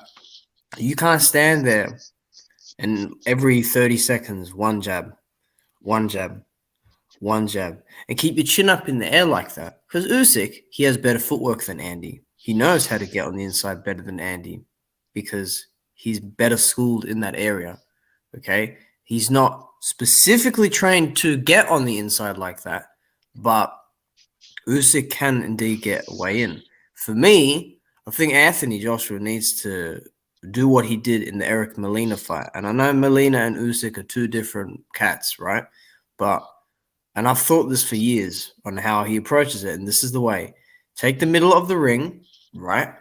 There's no point trying to outbox because Usyk knows how to box people like that. Okay, he knows how to do that. But Joshua, he needs to take the middle of the fucking ring, pump a strong-ass jab out, hit him to the body, and when he's close enough on those ropes, throw hell at him. Because Usyk said it himself. He feels stressed out during that early exchange. He said it with the Chisora fight. My only thing is Joshua doesn't cut the ring off like Chisora, really. Because Chisora is specifically a pressure fighter like that. He puts it on you. Yeah. And in my opinion, as of today, Chisora is not as good as he was back in 2012. Chisora's skill set has decreased since then, which is really weird because he didn't have too many fights in 2012. Yeah, but he's more aggressive now. He is, but he's not as calculated in his aggression as he used to be. And see, again, he's changing trainers, but that's another conversation. But I am picking Joshua to win because I feel like the pressure that he'll learn to put on, which is what he should be doing in camp, right? He shouldn't let some small guy like Usyk come in on him like that. And if Usyk tries to, AJ's going to fucking meet him with that uppercut, and he'll put him to sleep because Usyk, sometimes he just leans in a bit too much on his front foot and stays there. He did it with Gassiev once, and he got clipped. He did a good job to survive because he wasn't badly hurt. You can take a hit, but Joshua's going to meet him with the uppercut at some point, or maybe it'll be some body assault. That will put him away. Joshua's going to fucking hurt him in the end, but it will be, in my opinion, a pretty tough fight, especially if Anthony comes out there trying to do what he did with Pulev. And I see Loz shaking his head, but again, it just depends. I'm picking Joshua, though. You missed of what I said. You just came back. But again, it really depends how Joshua approaches it. If he does what he did last fight, he's getting stopped. If he's aggressive, though, in a good way, he'll fucking blow Usyk out. He'll get him. I think the way I see it is like AJ. A lot of people don't understand AJ. The old AJ, he was really, really unexperienced. All right, AJ was he had now about 25 fights so far. So like he's still a baby in a way. Like when it comes to in the division, he's turned pro in 2013. So he's got that experience of the loss now. You know what I mean? So he's a different fighter now. Like he's not aggressive. He's not arrogant anymore. He used to be, when he started off, you could feel that AJ is arrogant and he was taking everybody lightly. Now this AJ, he's taking his crowd seriously. Like this is a proper seasoned AJ now. Like regardless of how he fights, like I've got a lot of confidence in him now. Can Usyk beat AJ? Absolutely, he can beat him. This is the heavyweight division. Usyk has got power as well. A lot of people think he can only box, but I just favor AJ in this because AJ is more hungrier now. You know what I mean? He wants this undisputed. And I believe, he'll call out anybody now. Whether it's Wilder or Fury, he'll call anybody out now. AJ is proper, he's ready now. What was it? In the build, I feel like he's ready. The arrogant AJ. Put to sleep big time. You said the arrogant AJ. Wait, yeah, the arrogant AJ versus Miller in that build up. Watcher, I was talking to you about this last night. Miller kept asking for AJ's mom, and then AJ was like, "Where's your mom? Where's your mom? I'll pay her rent now. I'll pay her rent. I'm the landlord. I'm the real landlord." Oh God! Come on, Mike. Let's hear what you've got to say. Because Usyk's getting put to sleep. You're on mute. You're on mute. I wouldn't doubt it, but goddamn, come on, bro. You over there sounding like the AJ whisperer, man. Come on, man. Goddamn, AJ sitting on my couch and AJ telling all his quarters and shit that he overheard and his baby moms and all that shit. Goddamn, boy. Yeah. Come on, man. We have to play like we can't be on one side. You know what I mean? Like we have to have that debate. You know what I mean? I mean, I don't call none of this shit debate, but discussion. I mean, I just turn that food off real quick. I just don't know if I could. I just hope that the fight is competitive, man. Usyk might not, he might come out to be not a true heavyweight guy. You know what I'm saying? Heavyweight division might not be for him after this fight. Who knows? Mm-hmm. His last fight in the heavyweight division didn't look too good. Facts. Didn't look too stellar to me. Especially you talking about going in there and fighting AJ. Maybe he didn't want to show everything. I don't know.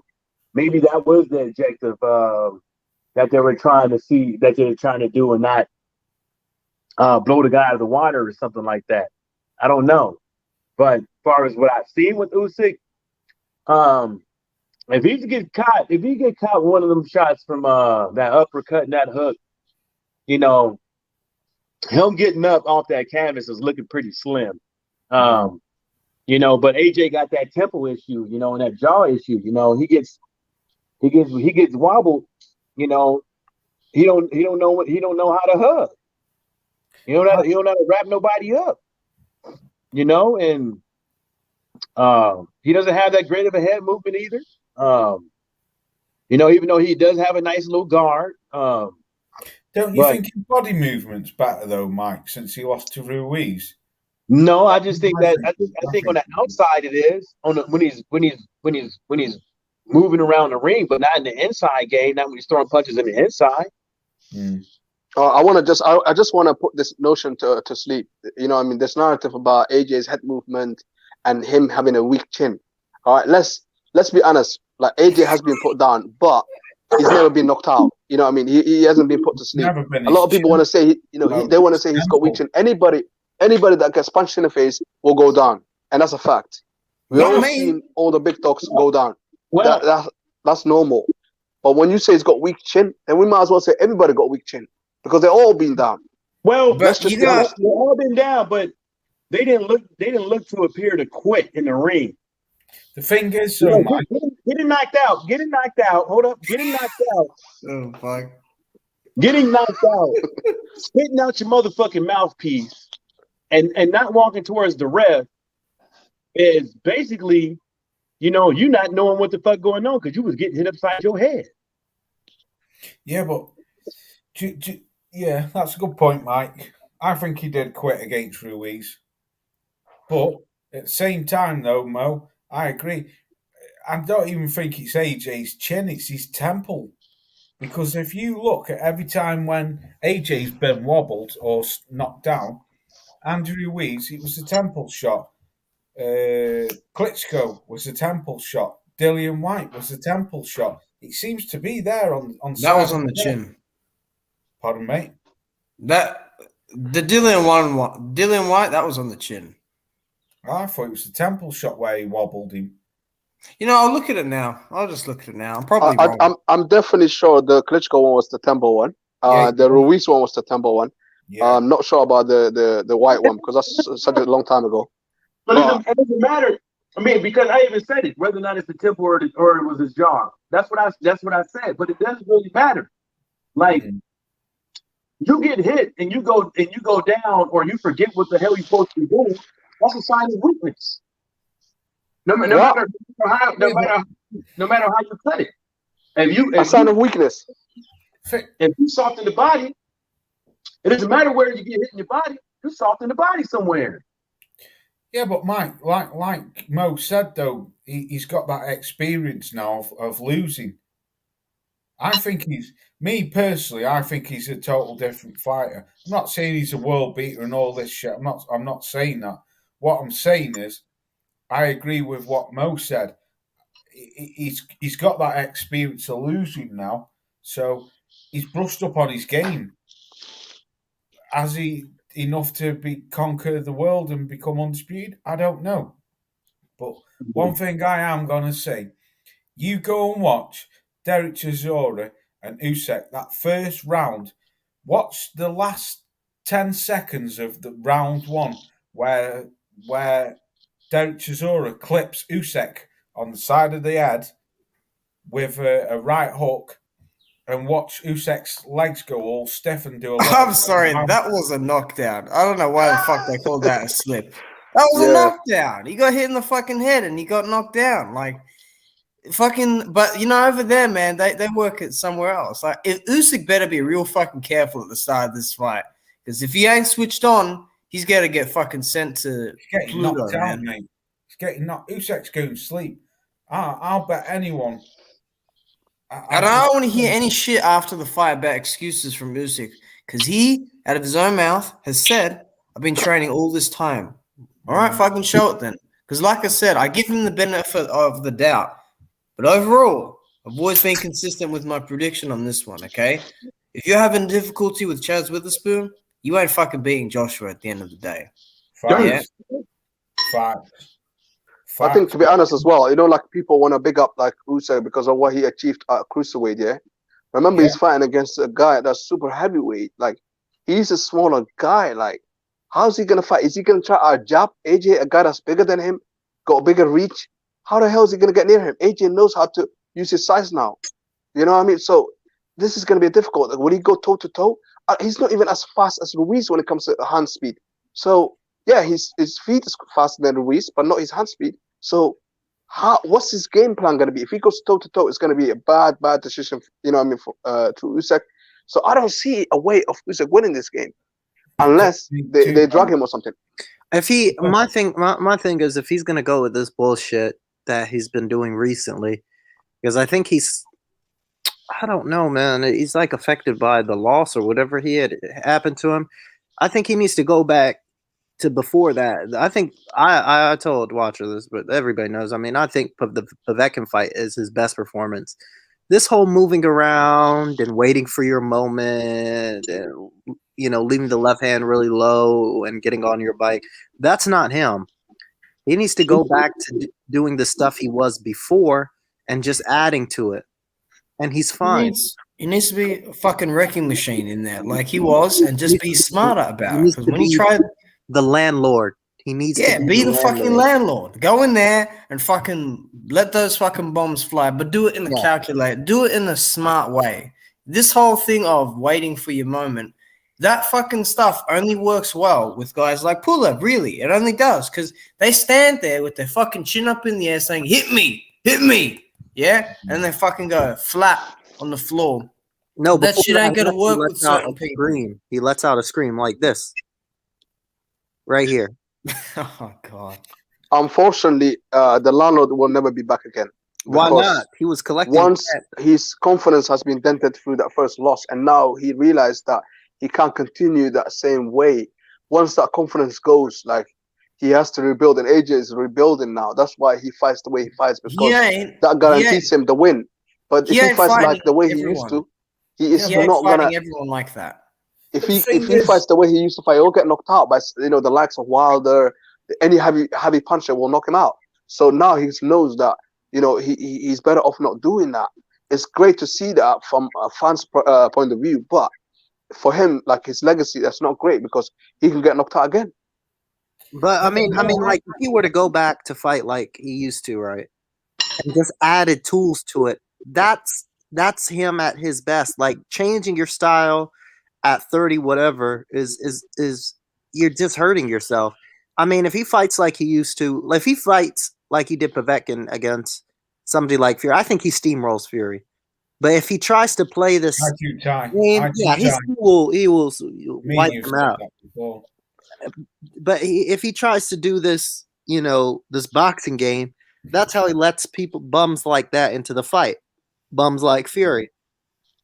Just do what you do and put it to this guy, because he's not a big deal. And a lot of these other guys aren't either. Sometimes fighting like that, you're just waiting to get your ass knocked out too. Yeah, so, exactly, Mike. You gotta. They're even doing that. At some point, you're gonna have to switch it up. You can't do that 100% for every single round. At some point, you're gonna have to fight somebody inside. At some point, your back's gonna be up against the goal.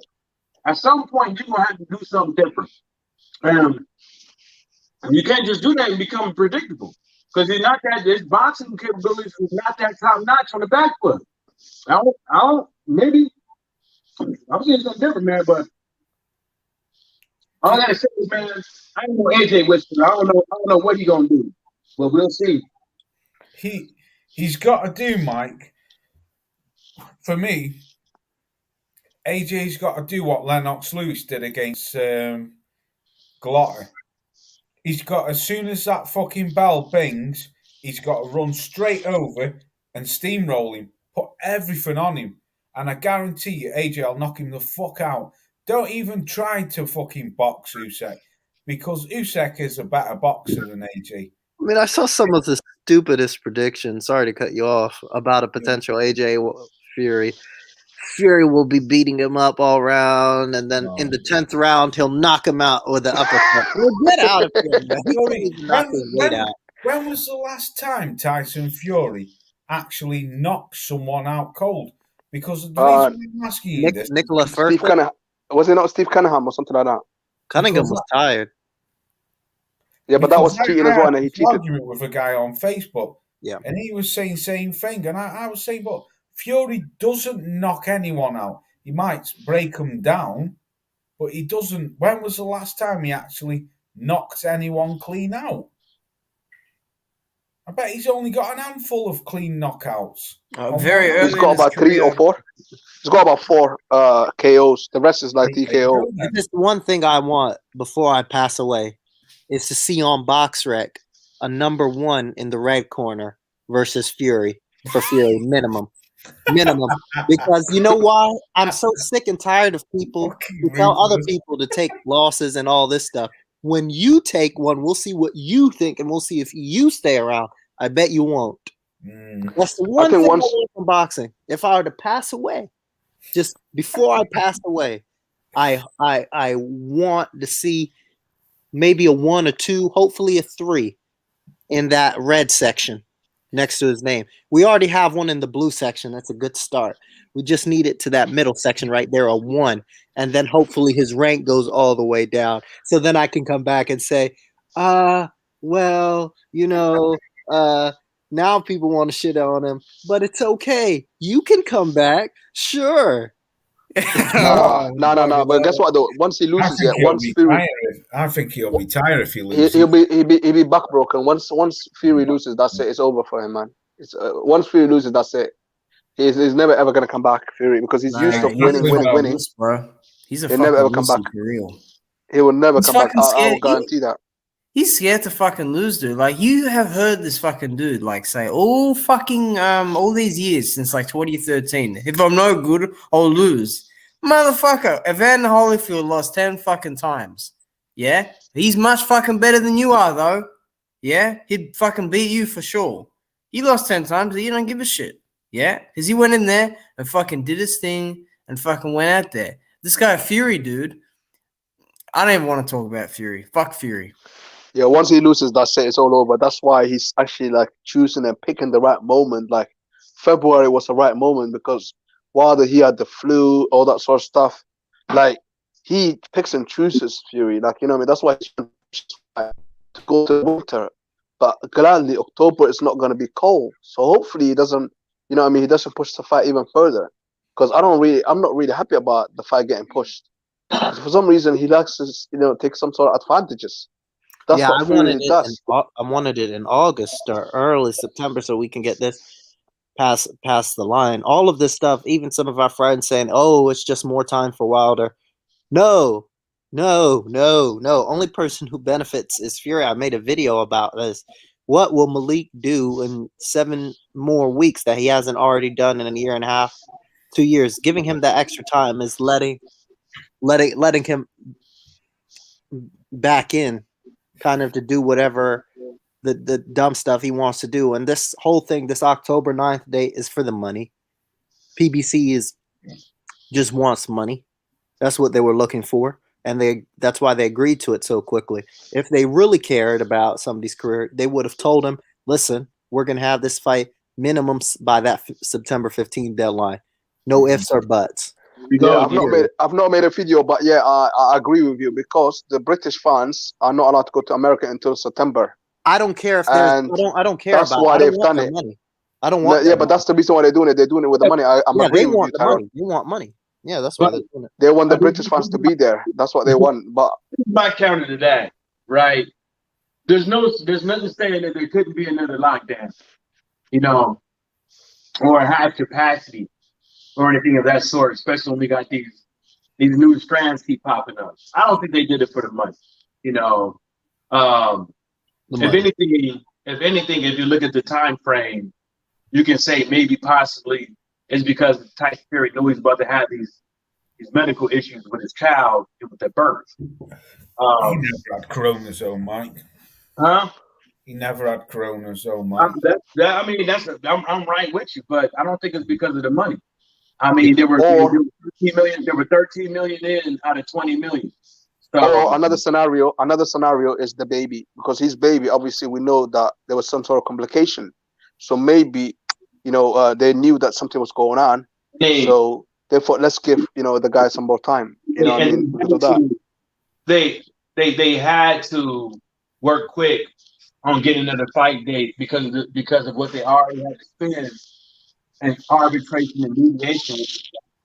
If he came up there with the COVID test, which you would probably never see, they say that he came in there with a COVID test. I mean, that's how we got to take it. We could come with assumptions, opinions, and all that stuff on what we think what was done and stuff like that. But I don't think it was because of the money. 13 out of 20 million that they had. I don't think they were hurt. No, I think he was to buy himself time. Why October That's my 9th? thing. No, I'm saying why did PBC agree to it? Bowing down. Bowing down. Like, you have no, okay, say, all right, look. He wasn't match fit. Look at That's what the problem was. Look at Alexander Povetkin and Dillian White with their rematch, right? They even was talking about complications with COVID with Alexander Povetkin during his training camp, like insinuating you catch COVID, right? And if you have complications with the COVID and stuff like that, you are going to need that extra time. So I don't think they could have been thinking it's like, well, if you put the date too soon and this jackass fucking has complications and tries to wiggle out fucking again, talking about he got congestion and shit like that, then you have to delay it once more again. But they gave him a reasonable enough time to get all of his fucking shit in order, to get up in the ring and fight. This is the second time the dude's coming out with an excuse not to fight. And he's going to continue to do this shit until you catch him. You can't, they honestly can't do shit. I'm telling you, man, I'm going to say it now, and I've been saying it. This fight ain't happening in my eyes. It's not. This is just shades of Vladimir Klitschko rematch. It just is. Like, it's the fucking same thing, pretty much. Just with COVID, it's a bit different. I don't know what the problem is. Nobody here made any money except the people. Anybody who put any money in either the fight were burned. Most of these boxing fights. I got to admit, Tyrone, I did make a bit of money on Fury in that fight. I committed a cardinal sin. No, I'm kidding. No. I'm talking about just everything. I'm just talking about people who made the money, who were in first position. You know what? Were there can't be multiple first positions. The people who were in pole position, right, were the fighters, of course, and then maybe some other people on the back end. But like, they were talking about that last pay-per-view, the Wilder Fury 2 pay-per-view, right? That apparently did 1.2 million. They were supposed to break at 2. They're supposed to break at 2, apparently. Yeah. Right? The one before that, 325. I know Showtime lost on that. I mean, so it's getting to a point where they just have to go ahead and do this thing anyway. I don't know why they think that October 9th will help them out. The only way I can think of is to buy more time, Ty. I know, but PBC agreed to that. They should think of the money long term. They should think, okay, we're going to have it before September 15th. Because they didn't give you – listen, if Wilder had those issues, would they give him that extra time? No. No. Hell no. So why would they do it for them? They did the same thing. Because ESPN is running the show. ESPN is running the whole show. That's what I've been told. Yeah. Yes, that's what I was told. No, they are. That's what Tate Jones was saying. PBC said PBC gave them. They said, "Go ahead, you run everything. You find the venue, you get the dates together, you get the commentary together for the most part, and you do everything, and we'll just pocket from it." Is that because he's got the belt? Do you think, though, Mo? No, because they did it in the second fight. They did it in the second fight. It was just like that last time around. And the first fight, they were kind of in charge as well, ESPN, for some reason. No, the first fight, that was Showtime. No, sorry, the second fight, sorry. The second fight was the exact same way as it's going to happen in the third fight. It happened the exact same way because it was Top Rank that put up most of the money for the marketing. It was Top Rank that found the venue, and it was Top Rank fucking commentators. Don't fucking get me started on those commentators. Fucking hell, man.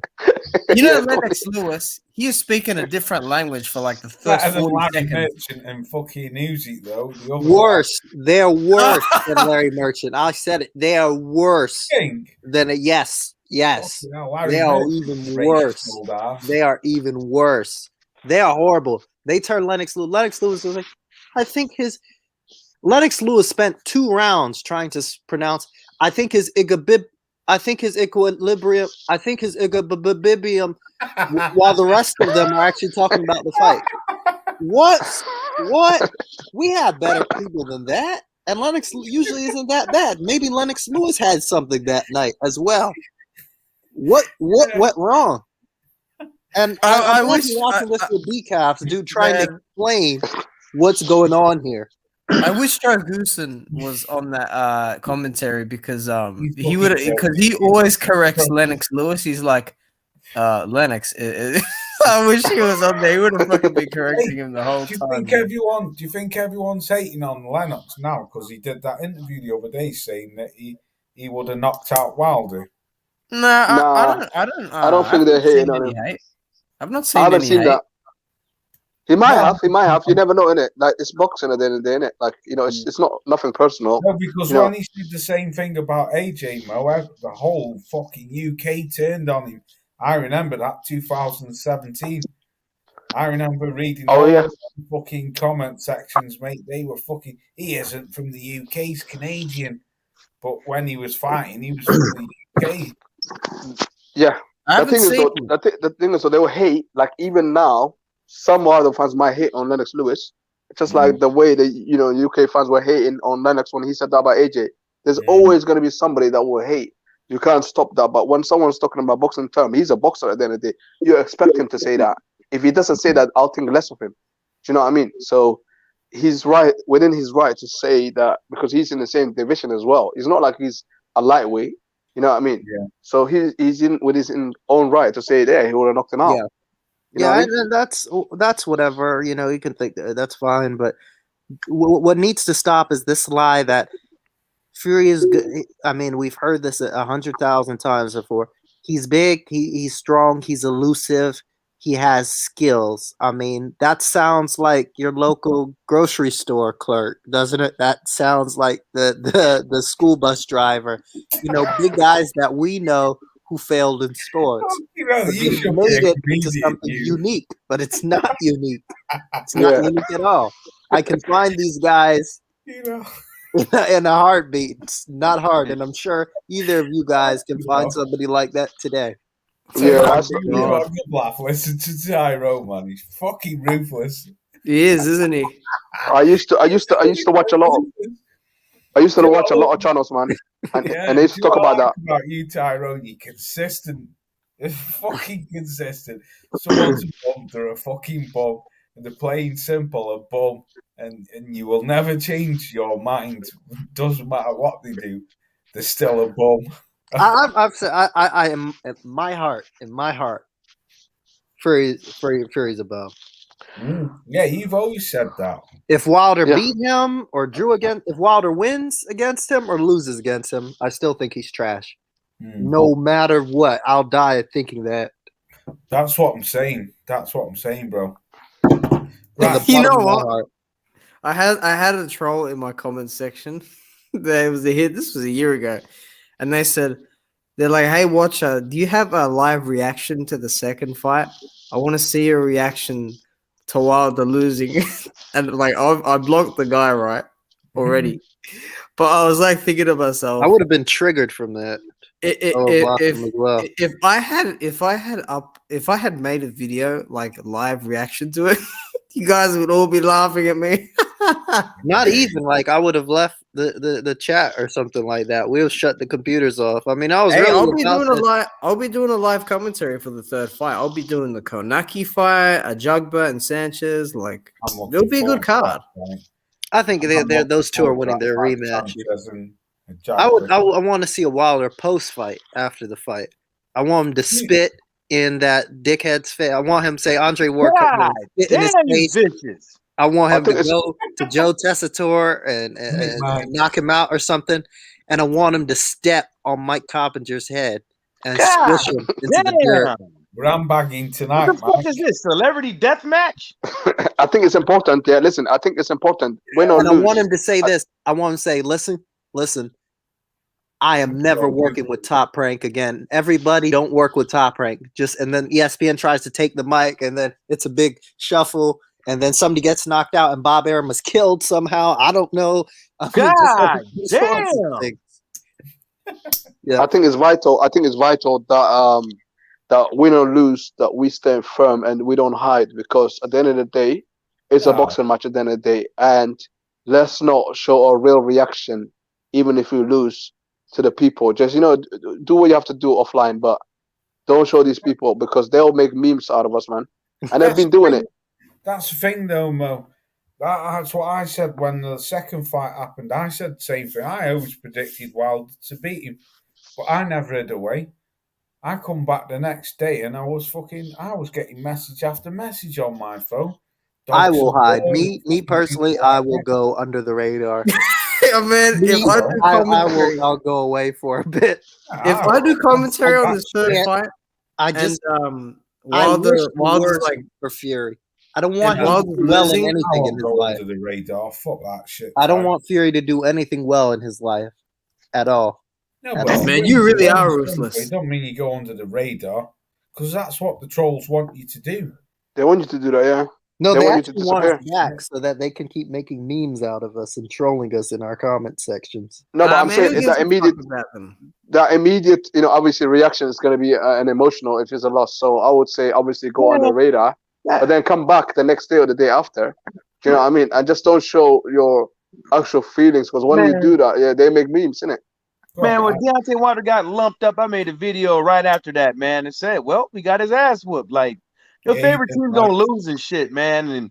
And that's what people don't understand, is like people just want to just pick on people, and every little little spot where they mess up at, they want to just pick on people when they flaws and stuff like that, just because they favorite fighter lost, or one of their favorite fighter lost, or the home team lost and shit like that. And that ain't cool. Like learn so what if somebody want to get on there and stomp and kick their feet and say, damn, man, my boy lost and this, then the third. Let people be. It's like nobody's going over there finding videos of you. See, this is the difference. You talk about us, so that gives me the right to talk about you. I don't go and fucking find people that don't talk about the LDBC and make fucking videos on them and try to critique them. Give them what Porky be saying? Lethal weapon of the week of the day or whatever. I don't be doing that shit. Like, and that's what they do. It's like, it's money. That's all it is. They're gonna do it regardless. Good publicity, bad publicity, good publicity. They're gonna be coming over your channel, giving you dislikes, but giving you numbers. Listen to what the fuck you got to talk about. And there's been people that's been subbing to you and other people that people have been talking about, and now they sub to you. They're either haters or they fell in love with you some way. Facts, Mike. Facts. But I think the one difference, though, with boxing, right?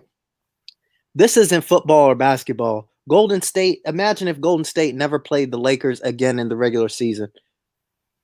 This is not pick it up and move on, take your loss and move on with it. That's a lie. You all know that. That is a lie in this day and age. Tyrone, when I say you your lose, favorite team, you might never fight again. You might never fight that guy again. Tyrone, so it has to go right the first time. But don't make it, Tyrone, we all know that, but don't make it seem like what I'm saying is on that type of tip. With the tip that I'm talking about, the fighter that you root for eventually is going to lose, most likely. You know what I'm saying? That's what I'm talking about. At some point, Mike. Yeah, you're right. There's not that many undefeated fighters in the history of boxing. That's what I'm talking about. Your favorite fighter is eventually going to fucking lose, and you're gonna have to accept that and deal with it. That I accept if they lose, like for real. If Ortiz had beat Wilder that night, I wouldn't have cared. Well, I mean, yeah, but you're right. To lose on BS and to never get that back is what kills me. That's what kills me. That's what kills me. And nobody can tell me different. Nobody can tell me different. No. They're gonna tell you different. You'll never get that chance. They're gonna tell you. They're gonna tell you, Tyrone. That's I'll never get over. I will be that guy waiting for you. Waiting 20 years from now with a God pistol, damn, Tyrone. hiding in the corner so I can get that back. God And damn, shoot you Tyrone. in the I back. was talking 20 to a years. It doesn't dude. matter. I have to get it back eventually You because fucked it's up, not boy. right. Mike's It's not right, right. though, years. Ty. It's not right. Favorite fighters have got all fighters He lose, said man. 20 years. It's not about how they it's not about if they lose or not. It's about how. If you lost on BS, if you know you lost on BS and you weren't right. Think about poor what's his name from Argentina? Whatever his name is. Yeah. Jorge Sebastian Highland. Jorge Sebastian Highland is selling mangoes in a pushcart in Argentina right now. 4 years ago, he fought WB Jamal Charlo, right?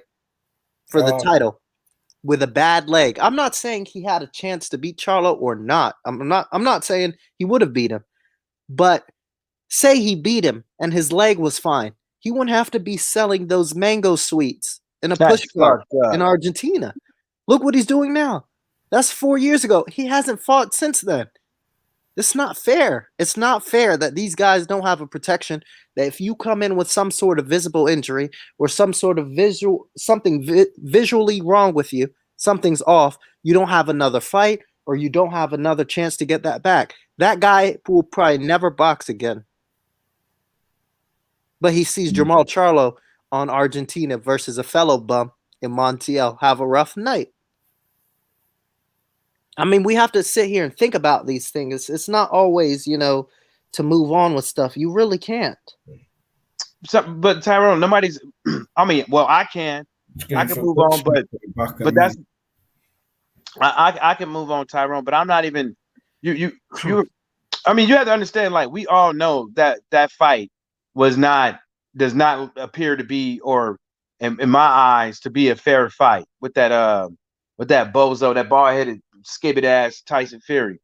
But there's nothing at this point, we can talk about it all we want, but there's nothing we could do about it. And they're gonna have, well, I don't know. It's slated to be a third fight. The dude tricked against and fucked his ankle up against Vladimir Klitschko. That fight never happened. Then he blamed everything about his downward spiral with drugs. On deaths in his family, which is understandable, but there always been a fucking excuse with this guy, but this is the time to look at it. It's October is the date. It's a month they're gonna fight in, and hopefully that motherfucker shows up. Hopefully nobody catches COVID. Hopefully nobody gets an injury. Hopefully everything goes as planned, because you cannot deny that this guy might not show up to the fight. You cannot 100% say, and I tried it. Y'all said it today. I wasn't going to talk about it, but you cannot say 100% that this motherfucker is going to show up. Absolutely. You can't pinpoint and say 100% he's going to be back. But you know what? The signs are looking great. The baby is healthy. And he's in depth with Bob Arum. So he's forced to fight this fight. So he's got no choice but to fight. Bob Arum. So Yeah, and you know what? And it's a bonus as well with the baby. So now, was he forced to fight Klitschko? No, because that time he wasn't signed to Bob Arum. Bob Arum is a different type of fish. No. Man, it's the same old scam. It's the same old rat race. No, he's in trouble. Bob, well, we can assume Bob Arum has a hold on him, but we don't know. We can assume. I think personally, I personally believe that this fight will happen October 9th. I personally believe that I can risk it. 100%. Normally I don't bet. But if anybody wants to make that bet, £50. It's not. See, this is the thing. Did you even if you listen to what I said?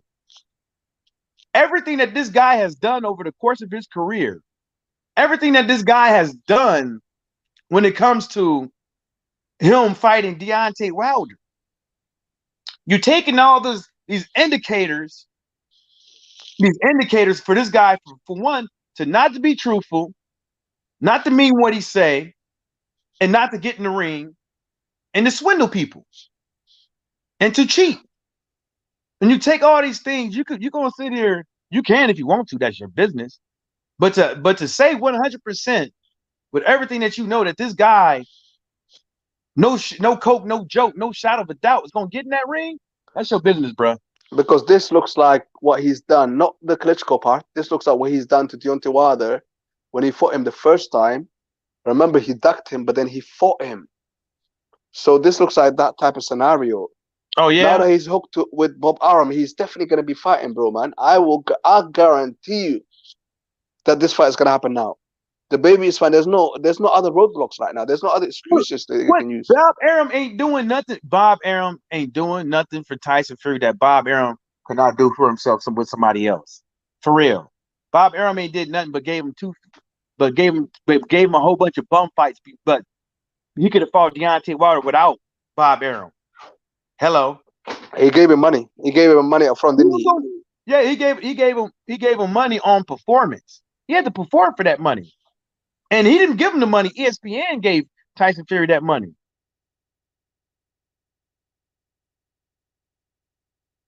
I'm just saying. At the end of the day, listen. At the end of the day, Bob Arum thought, this British guy is gonna make me a lot of money, and then he realized that this guy doesn't even sell. He's not even a draw. So he lost on Tyson Fury, and because they've got a contract, because of Bob Arum being a lawyer and stuff like that, he ain't gonna let this guy off the hook. He paid him $80 million to $100 million, something like that. I heard. No, Bob so Arum he's not. ESPN did. Yeah, but ESPN paid. So basically, Bob Arum, obviously, he is part of ESPN, isn't it? He's got a contract with ESPN. No. He gets Bob Arum gets a cut. Of course. So Bob Arum and ESPN are one team, in my opinion, and in most people's eyes as well. So it's like me saying DAZN and Eddie Hearn, even though DAZN and Matchroom are completely different companies, they work together. Yeah, so let's use our common sense in this. That depends on what level of boxer you are. When you're in a level of boxer like Tyson Fury, it doesn't work like that. I mean, obviously, we could see what Canelo's deal was with DAZN, because that's on black and white, and it basically was, this is how much we giving you, Canelo, and this is how much, because your promoter gets that 10% or whatever cut. This is their 10% out of the 35 million. Let's not get lost, because all I know is that, listen, this fight is certainly going to be happening now. What other roadblocks are there? He used to COVID. The baby is fine. Everything looks set to be fine. He's been showing us that he's training. He might go on the jog and slip and fuck his ankle up again. I don't know. He might relapse. I don't know. The dude has done something. I'm not saying he won't get in the ring. What I'm saying is I cannot say 100% that this fight is going to happen. I never said 100%, but what I'm trying to say is, like, obviously you never say never, but the signs are looking good. That's the point I'm trying to make. Oh, bro, the signs are looking positive right now. I mean, the signs look positive for me when they doing the ring wrong. Yeah, absolutely, and I do agree with you, because the stuff, obviously, he's let us down so many times that, of course, you can't trust the guy. But when you look at the people that he's surrounded around, like ESPN and Top Rank and stuff like that, like, come on, they're gonna have to make that fight. What's the excuses now? Now, after 9 September, British fans can go to America, so that's what they wanted in the first place, so they can fill in the arena. But what I don't understand is, like, what happened to that right there is a major assumption. That's the reason that it's a good thing to fight. The fight is going to happen, dude. I'm telling you, if this dude wants to get out the fight, he'd get out of the fight. That's the only thing I'm saying. What I'm saying is, we can assume that he's going to get in the ring. We can assume that is because of ESPN, because of Bob Arum and all this stuff. He has to make this fight. We can assume all this stuff. But at the end of the day, Mike. But at the end of the day, what happens if he don't show up? Mike, you have to keep it positive, man. Listen, the signs are looking good. I'm realistic. I'm not going to sit up over here and believe a liar time and time. Nobody's saying we believe a liar. Listen, this is the point that you're missing. Nobody believes Fury, but what I'm trying to say is that the people that he's surrounded with, he is under pressure.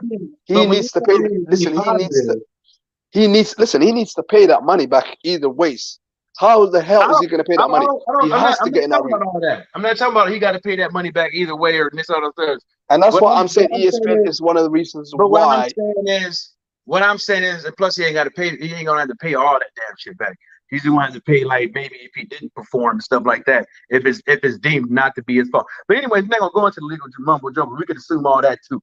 But what I'm saying is that Tyson Fury has done certain things in his career to where I'm not gonna sit up over here and get my hopes up for him to do something that's unconducive to this fight happening. That's what I'm saying. Because that'd be the third time that he has done something like that with Deontay Wilder. You know what I'm saying? So that's what I'm saying. You could be positive about it and all that stuff, but I'm gonna keep it real from my perspective. Can you dig it? Listen, the only reason why I believe the fight will happen is because the pressure that he's under. He has to. You know what I mean? When he was working with Eddie Hearn, that was different. This is Bob Arum now. He has to pay. Otherwise, somehow or the other, Fury is going to lose everything. You know, Bob Arum will come to the UK. He will clean Fury out. So Fury knows he's under pressure. Why do you think, like, other than that, like, obviously, yeah, I agree with you, but I just think Fury has got no choice other than to get in that ring and to pay back the people that, you know, he owes money to. Simple as that. That's why this fight will happen. I guarantee you that. This fight will definitely happen. You know what I mean? It will happen, man. Keep the positivity going, man. I want to see Fury in that ring, man. Come October 9th. I want to see that fight, man. And until then, it is what it is. I think it will, Mo. Otherwise, he's got to vacate. And I don't think he'll vacate. I don't think he'll vacate. I think I'm with you, Mo. I think this fight will happen. Listen, before when they came out with that baby situation, yeah, I thought that, oh, here we go again. It's not gonna happen. Now that we've seen the baby is out of intensive care, what other excuses can they use? The COVID excuse, they used that already. They used the baby excuse. I thought they were gonna use the baby excuse, but that's not gonna happen. So now, what else is there now? Nothing. What they can't use the UK fans no more because the UK fans are allowed to come in September 9th. After like September, I don't know when in September, but the fight is in October. So now the UK fans excuse, they can't use that. So Fury's got no choice but to come in that ring. Regardless, he will have to fight. The thing is, there's no excuses left. The people over here now are actually fucked off with his excuses. I mean, his baby is a different story, God bless it, and I hope she comes through and all well to her and the family. I'm not about that. But, you know, with the COVID shit, he never had COVID, man. That was bollocks, that was. That was just to bide more time because, like I said to D'Lo when I had D'Lo on here, D'Lo said the same thing. He wasn't even ready for that fight. I believe he got knocked out off Gerard Anderson, and I believe he got knocked out or he got stopped off F.A. Jagba. And I think they come up with a plan to use the COVID excuse, like so many fucking boxers have used that excuse to bide himself some time. That's what I think. I could be wrong. I don't know, but that's what I think. Nah, you're right. I believe you're right. I believe you're 100% right. Obviously, the COVID-19, everybody knows that was fake. He was walking around in America like freely. Nobody questioned him.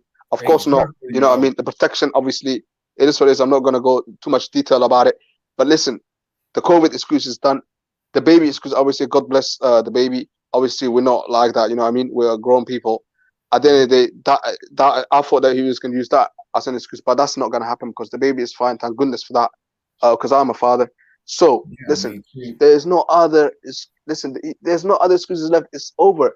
The UK are fed up with Tyson Fury. Even his own fans have been seeing it. I've been seeing it in real life, not on the internet, on the street. I've been seeing people from Manchester, where Fury is from, and they're absolutely fed up with it, with the geezer.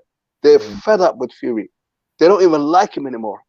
They start to like AJ now, even the people from his area, because of the lies and the excuse. You know what I mean? They're just fed up with him. That's true. So now Fury knows that as well. He's aware with it. Yeah, I've seen it. I follow a British site on Facebook called British Boxing. Excuse me. And every time Fury says something, the guy who owns the website puts up a picture. And I would say out of 10%, I would say 6% of the people on there are roasting him. Man who never fucking defended the title and shit like that. What excuse are you coming up with now? You're ducking him. You're doing this. The thing what's never helped Tyson Fury, Mo, is he's a liar. That's what's never helped him. He's a blatant liar. He's like Marmite, isn't he, Mo? You either like him or you hate him. You never know what he's going to do. He says And I hate him now. Yeah, and he says one thing, Mo, and he does another, doesn't he? You know, he'll say, I'm going to the shop, and he'll end up getting on a train going to London, something like that. He's everything with him is a lie. I mean, didn't he say he, this was a couple years back, he said that his mental health or whatever, he was driving down a road in some exotic car. And he's Ferrari, and he just went 120 miles per hour, but stopped himself or something. And Borky said there's no road in that area that you can even go that fast on without crashing. There's not enough distance. There's not enough road to do that in that area. Like, why come out with that? Tyrone, you're like a fucking encyclopedia. You remember everything. I mean, I remember that pretty well because it was just. I do as well. It's funny. He said he's 120 miles per hour. He said there's not enough road in that area for you to do it. He said some road, and he said that road is has three. I mean, how many stoplights? Like it's not possible. I mean. And I don't want to put Porky, man. I've never forgiven Porky over that video what he made about Mike Tyson, but Porky is about. There's not many people like me. I don't like some of the stuff that some of these athletes say about. I don't, but I'll send you something, Laws, later about a fighter saying something about mental health, which just wasn't true. It was for the moment. Oh shit. Let's get off this. Mike said, "Oh shit," because I'm going to be on about another half an hour, so I want to pull up on this last subject. Virgil Ortiz. Where do you see him, and how do you see him? I agree with what Mike said the other day. What's that? He gets hit too much.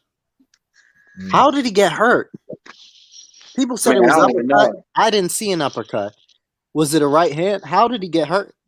He go run over. Watch back, huh? He go run over, and Igor Kavalaskas. Even though that was a semi knockdown, it was like a push kind of punch kind of stuff. Like he used his whole body to put him down. But listen, Virgil Ortiz is still young. For him to call out Terence Bud Crawford is so premature, so early. That's gonna ruin his career. How was for him to do that? What punch hurt him? He wasn't even hurt. Like, I think it's just it was like his body in it. He fell over. I mean, he was definitely rocked, but like not what I saw in Boxing Scene. When I read it in Boxing Scene because I didn't watch the fight. In Boxing Scene, I hate some of their titles. He said Ortiz survives scare, almost down and out in the second round, but comes back. And I went back and I watched it. I was like, he was rocked, but I mean, he wasn't.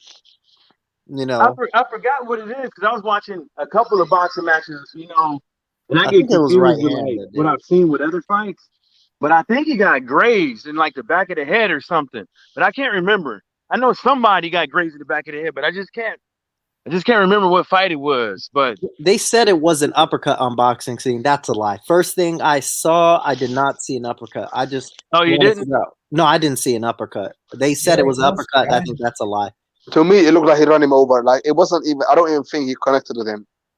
It had to be something because he was turning. And something he got. All of a sudden, he was hurt. I don't know how. And to be honest, I don't think he was hurt at all. That's not. Listen, Igor Kavalaskas. Kavalaskas was hitting him, Max. He was holding him as well. Yeah.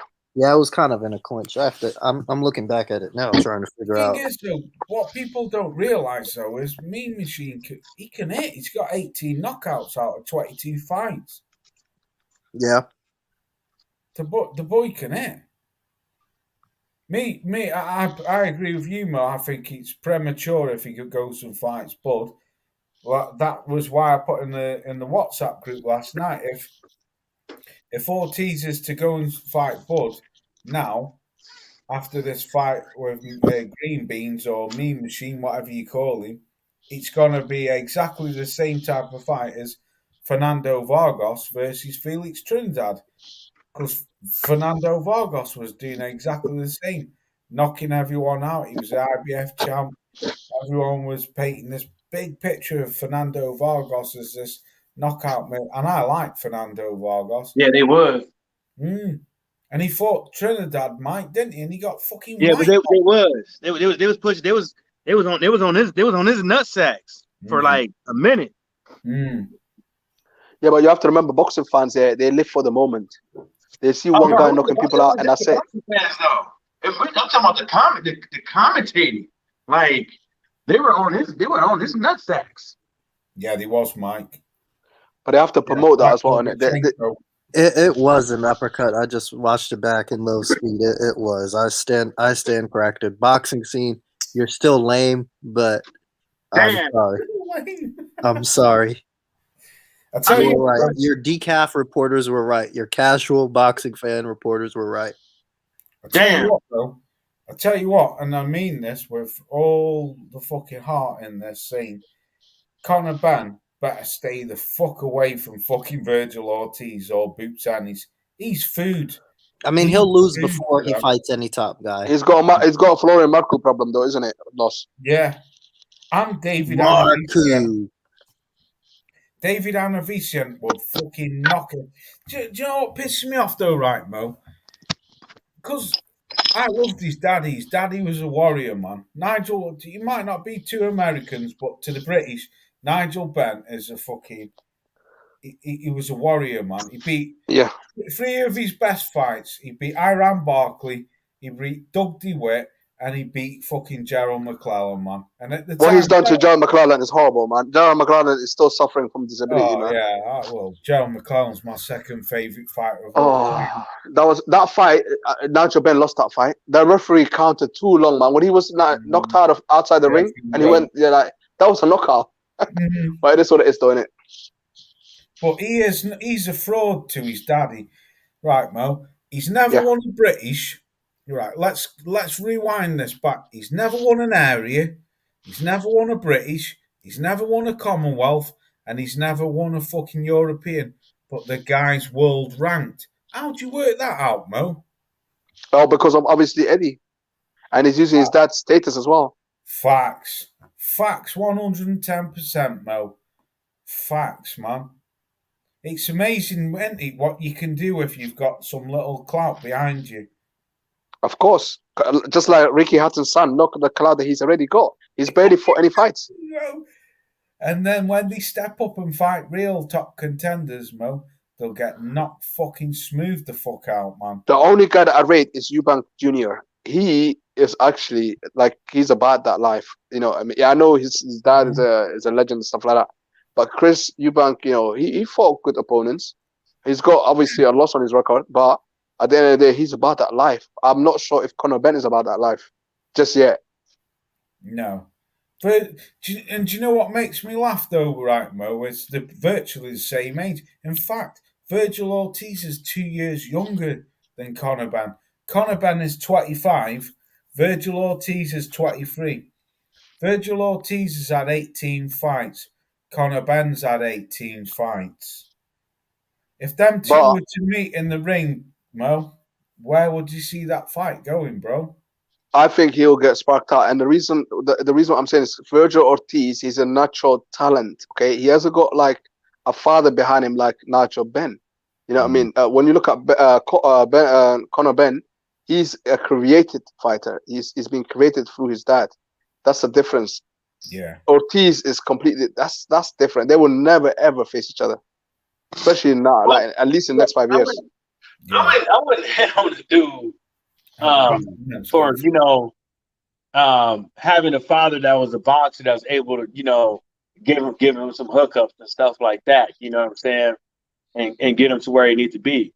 I mean, because everybody ain't gonna have the same path with becoming. That doesn't bother me. What bothers me is when defense is not, a priority with these young fighters. You know what I'm saying? That's my main concern. Defense. You know what I'm saying? When offense can't win the fight, defense got to step up. You know what I'm saying? And I just don't know, man. I just don't know. Bruh getting hit too much, man. Oh, what's good, Mr. Shelton Braff, man? Yeah, man. Listen, at the end of the day, listen, Conor Ben, he will get protected until he has a massive, massive fight payday, and that's about it, to be honest. But you never know. He can all prove us wrong, to be honest. This is boxing. You know what I mean? Anybody can learn the sport. You've seen AJ coming into the sport late. You've seen Deontay Wilder coming into the sport late. Look what they achieved. So you never know. Never say never, man. This is boxing at the end of the day. It's about how hungry you are as well. You know what I mean? There's people that are out there boxing all their lives. Look at Fury. He's been boxing all his life. He's never been to the Olympics. So, you know what I mean? It's boxing at the end of the day. It's about how much you want it. If Conor Ben really wants it, maybe he can go far. You know what I mean? I'm not gonna put the guy down too much, but he just needs to fight some people. Marku right now, he's got a lot of clout. A lot of people don't know about Marku yet, but guess what? The Albanians, they love it, man. You know what I mean? The Albanians, even around where I'm from, like, where I live, like, the Albanians, they talk about Marku, man. You know what I mean? Thing is, though, Mo, what pisses me off about him, right, bro, is because I followed him virtually from. I've seen most the 90. I wouldn't say all of his fights, but I've seen the majority of his fights. What pisses me off, Mo, is when he's going around saying that shit.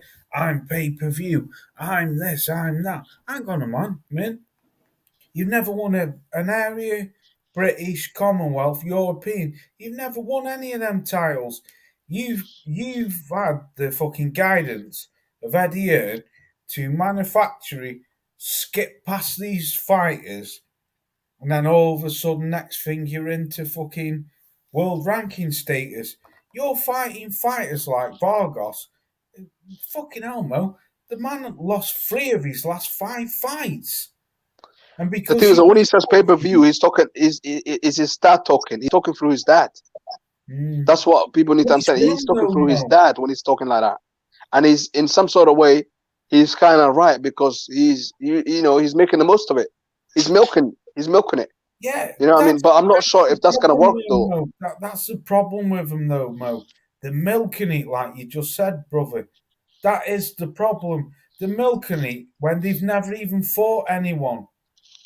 So if he was to go over to America and fight Virgil Ortiz or Jerome Boots Ennis, he'd get fucking knocked out within a few rounds. Just like this new kid, Muhammad Ali's grandson, that's fighting on ESPN now. I don't know if you guys seen it last weekend. No. Well, I'm sorry for stepping in. I'm sorry for cutting you off, but you make a good point about Ali Wash. Ali Wash. Because he's Ali, this guy, his grandson, is awful. He is horrible. Somebody sent me a 5-second clip of him. I mean, I could tell he has no amateur experience. They said he has limited amateur background. He has no amateur background. And he's being trained by Javon Hill, Mr. Hill. That's not going to work. I was talking to L-Dub. L-Dub looks at it as a novelty act. He doesn't see it as a real thing. Yeah, but that's the thing. Is like, this is me. Like, I just try not to be so judgmental with these guys. You have to be though, Mike. Hold up. And the reason why I don't is because, you gotta get people. You gotta let them show their ass first. I mean, the Mom Ali son thing, I'm kind of iffy about that, but I don't think it's his grandson. So I think it's the talent skipped him, but But hold up. Can I explain it? Can I explain it? Yeah. My whole thing is like, it would be nice to see somebody with that Ali last name, be decent, great, or excellent fighter. You know what I'm saying? Like his grandfather. But will that be the case with this guy? I don't think so. But he can he could have a shot at it. You know, he's not doing the same thing like the Conor Ben and these other guys is doing because the way I put it is Conor Ben is going. They are making him a big. They did the same thing with Tank Davis. They do the same thing with a whole bunch of other fighters. You know what I'm saying? Or they just keep fighters on the shelf for certain fights where they know they're going to make the most money out of. It happens all the time, you know. But I'm gonna let the Muhammad Ali dude slide until after his sixth fucking fight, and he's still looking like that. You know, he better not be calling nobody out. You know, Muhammad Ali, son, let me tell you something. He's worse than the Conor Ben. That's 100%. It's not even close. I mean, he's worse. He's about as bad or worse than Jorge Cota. I mean, Ali Walsh is really he's really, really bad, and I think he should look into doing something else other than boxing. I mean, he's younger than me. I mean, he still has time. I think this is a money grab. I do think he should be ashamed of himself. I think he's cheating the fans, and I think Mike is right on point when he said the talent skipped him. I mean, he looks like one of those guys who you saw off of what's it called? Rowdy. What was it? They do those street fights where they pick up random guys from off the street, rough and rowdy, rough and rowdy, or street beefs or something like that. This guy looks like that. No back, no. You can just see how he fights. Like he's all stiff and cartoon characterish, like no amateur background whatsoever. And that guy, whoever that guy in there was with him, I mean, that was a paid dive. But that was a dive. And the guy that he fought as well, he looked like the guy from Game of Thrones, Reek. I don't know if you guys know the Game of Thrones, but that guy, he definitely took a dive. That wasn't a competitive fight whatsoever. Don't you think this is the sad part of boxing? Though? Yes. This is what I'm trying to say. You've got right. Let's look at it. Let's look at it in a real situation, right? Boxing, you've got the pensioners' side, right? The pensioners' day out. You got all these old fucking school fossils what are being dug up, making comebacks, and fucking networks trying to make them pay-per-view fights. Then in the middle, you've got honest fighters what can't make fights and fighters what are ducking other fighters. And then on the other side, you've got fucking fighters living off past fucking heroes' names. Yeah. It's a fucking sad situation, don't you think? Yeah. And I don't think Ali Walsh. He doesn't even have Muhammad Ali's genetics. The way he moves, like he's got, I don't like to talk about race, but he's got a white father, and his mom is, she's got white. He's biracial as well. He looks nothing like Muhammad. He looks more white than anything else, and like for them to keep talking about. They don't need to mention Muhammad Ali, but the thing is, this is a money grabbing machine kind of stuff what's going on right now. It's just, I don't like it no more. Like I hate it. Ain't nobody coming to see him fight. You know what I'm saying? Ain't nobody buying. They will, Mike. They will. Hold up. No, that's his granddaddy's name. Yeah. No, but that's an assumption because you had. No, it's not assumption, Mike. Because I've seen it. All the Muslims listen. Muhammad Ali. Can I finish? I've seen it on Facebook.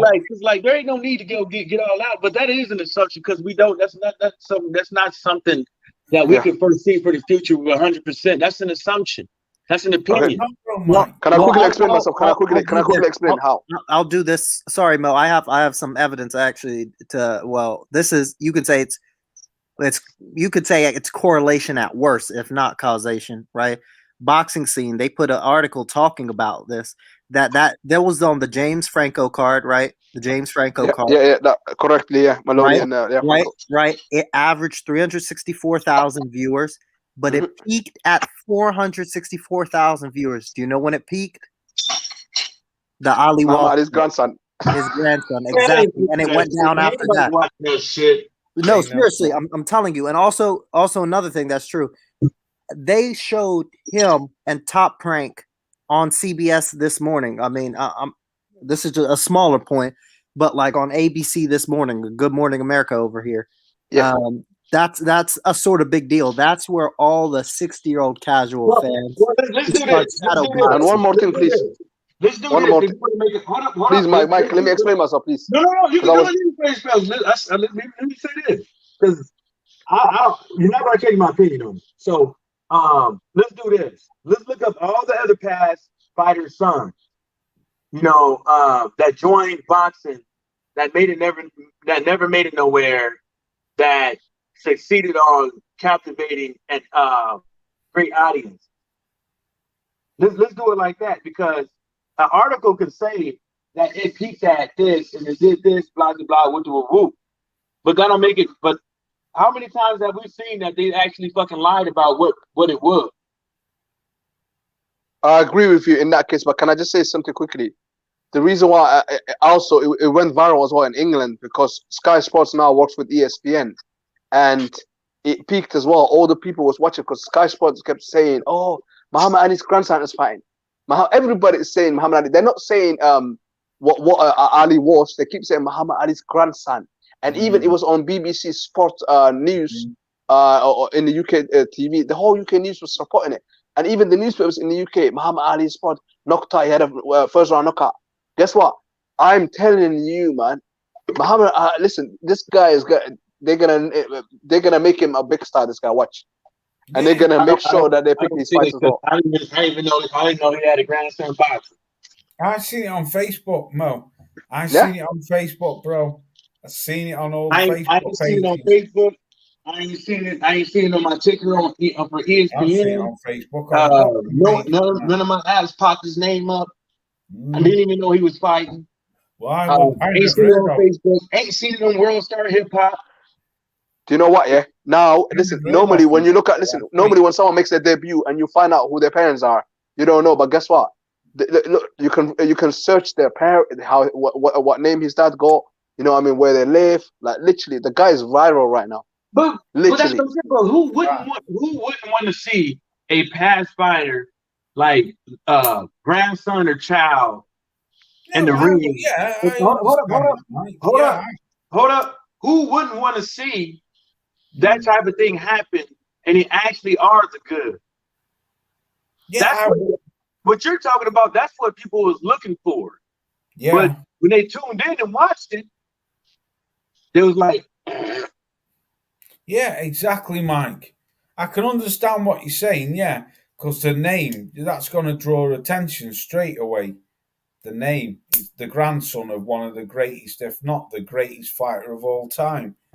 You know, that's a draw there and then straight away. But when you and another thing as well, he's a Muslim. Muhammad Ali was a Muslim. Not the grandson is not a Muslim, but Muhammad Ali was a Muslim. So all the Muslims, yeah, they all start watching him. They're not even a boxing fans, but because how much they respected Muhammad Ali, they are now supporting Ali Wash for that reason as well. If it was a money grab, this is how I would say put it as a money grab. I would say that it's a money grab. And if he was coming out here talking about fight one of them Paul brothers, then I would say, yeah, he ain't trying to box, blah blah with the woo. He ain't trying to see how he can experience some of the stuff his granddaddy did, see if he can be just as good as him and stuff like that. Then I would say it. But the dude, how many fights he got? 1, 2, 3? One fight. He made his debut. One fight. I mean, give him some time, and after the fourth, maybe fifth, sixth fight, then I'll be like, then I'll make an assumption. I'm not making an assumption of it because of one fight. He's gonna fight. He's gonna fight Reeks. You know what I mean?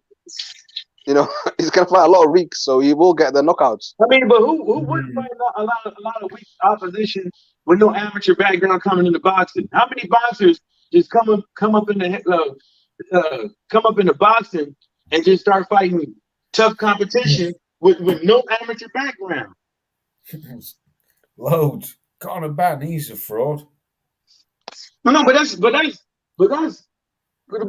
what I'm saying is that we haven't made it, we haven't seen him have sacrifice that Conor Ben has had to say that we have like indicators that this guy doesn't want to fight anybody if it ain't for the money, because he don't want to put no dues.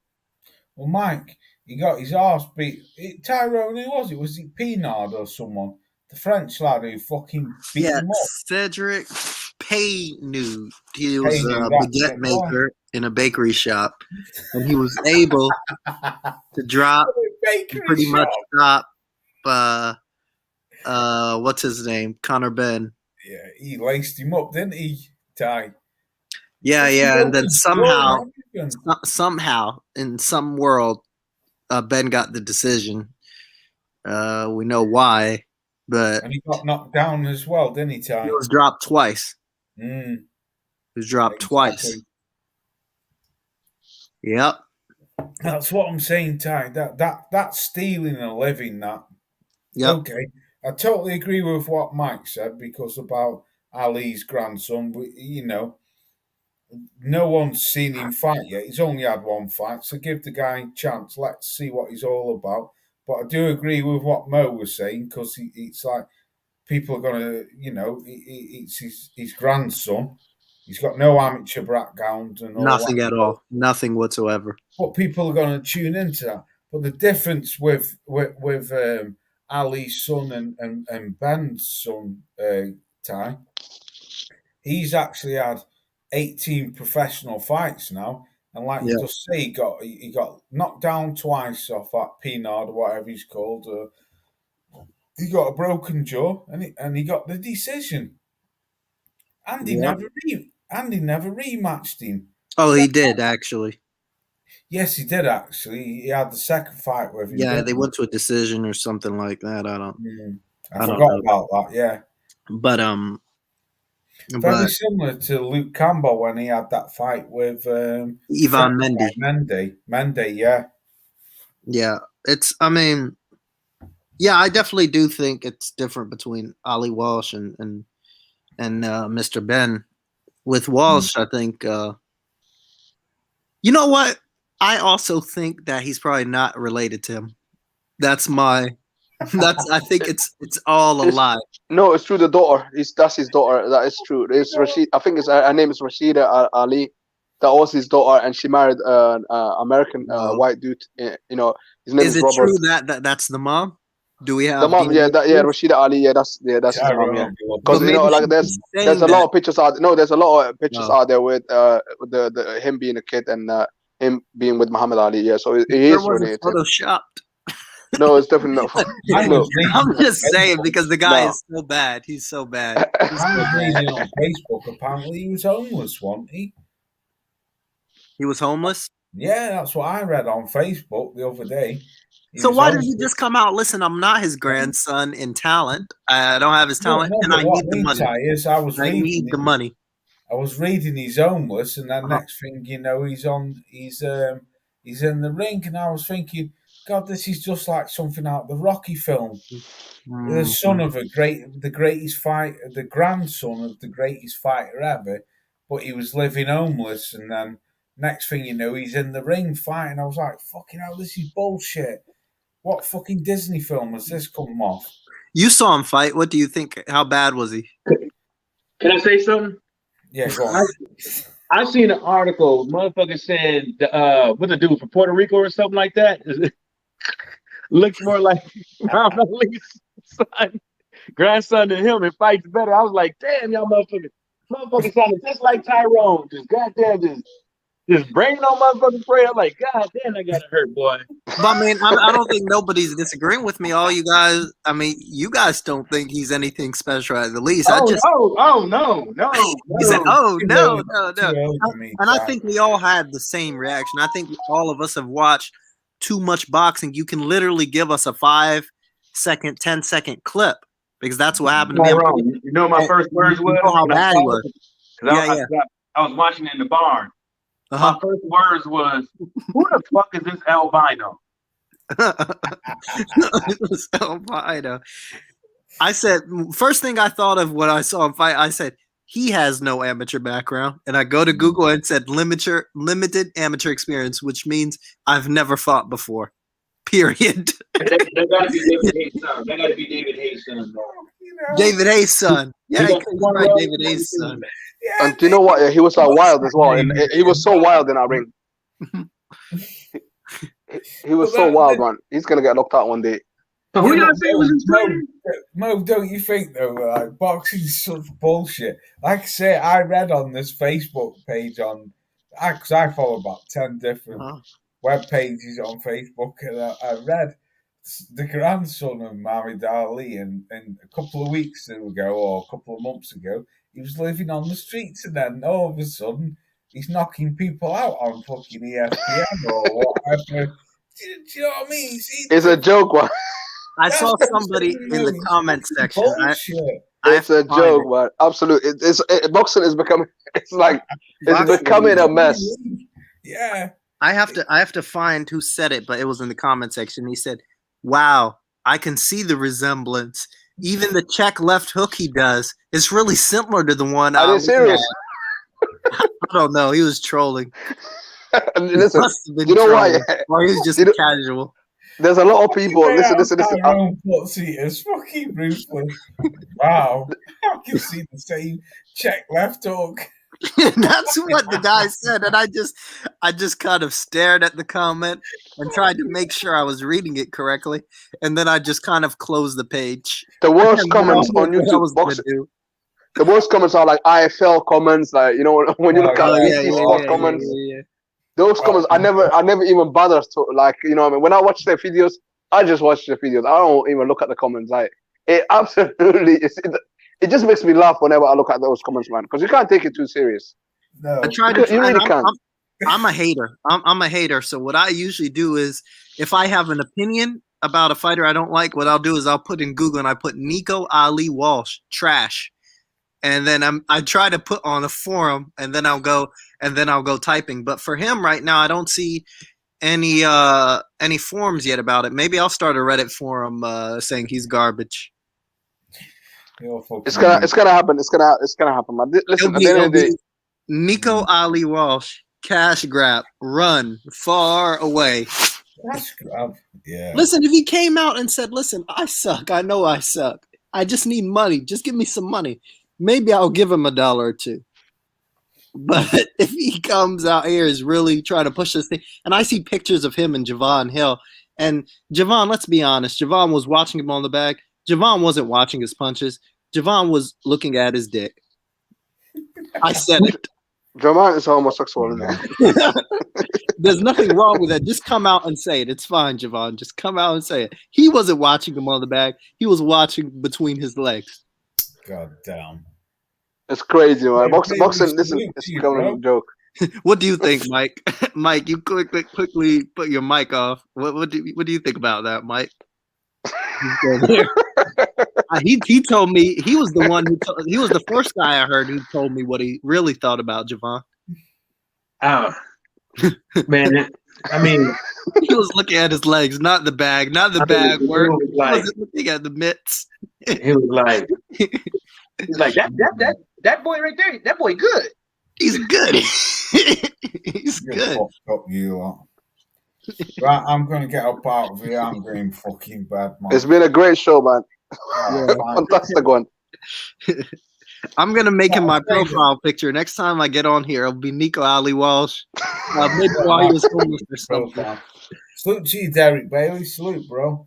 I got to say, though, Mo, Conor Ben's a fraud, man. He needs to fight. He needs to fight Marco, man. Marco's calling him out right now. He needs to shut him up. And the only way to shut him up is by fighting him. Mm.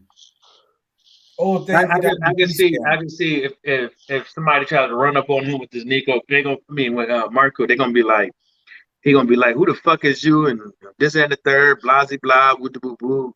The same old questions and answers gonna be said. So I don't see that fight happening next year either. I don't want it, Mike. That's what I'm saying. Mm. He thinks it's too big for his boots, man. But yeah, man, great show once again. Well. You know what I mean? Great show, guys. Salute to watchers. Salute to Tyrone, Mike, Losty Punchot TV, my brothers. Right on. You still there, Watcher? Forgot all about Watcher. Yo, Watcher. No, man. Good day, mate. I've been listening the whole time. Watcher, why don't you say something, bro? You fucking hell, we've been rabbiting on for fucking ages. No, I mean, you guys have got the floor, man. You guys are covering it, so yeah. That's not fair though. No, So, it's good. Watcher, where do you see Virgil Ortiz then before we get up out of here, bro? Do you think he'll be any good, or do you think he'll be another Fernando Vargas? Oh, he's a If he gangster, faces man. good? He's good. I like him, and Mm. I think the defense and the way he comes in with his punches, he'll fix that, and he'll be much better. And he's gonna cause a lot of guys hell, and he's gonna beat some good guys as well. Mm. I believe that. Do you think he beats Boots, or do you think Boots beats him? If they was to Oh, fight I, now, I'd say Boots beats him, but it will not be easy to beat Virgil. No one will beat him easy. mm. Do you know what, Watcher? What he showed me over the weekend just gone, he showed to me that because he's to me he's a pressure fighter.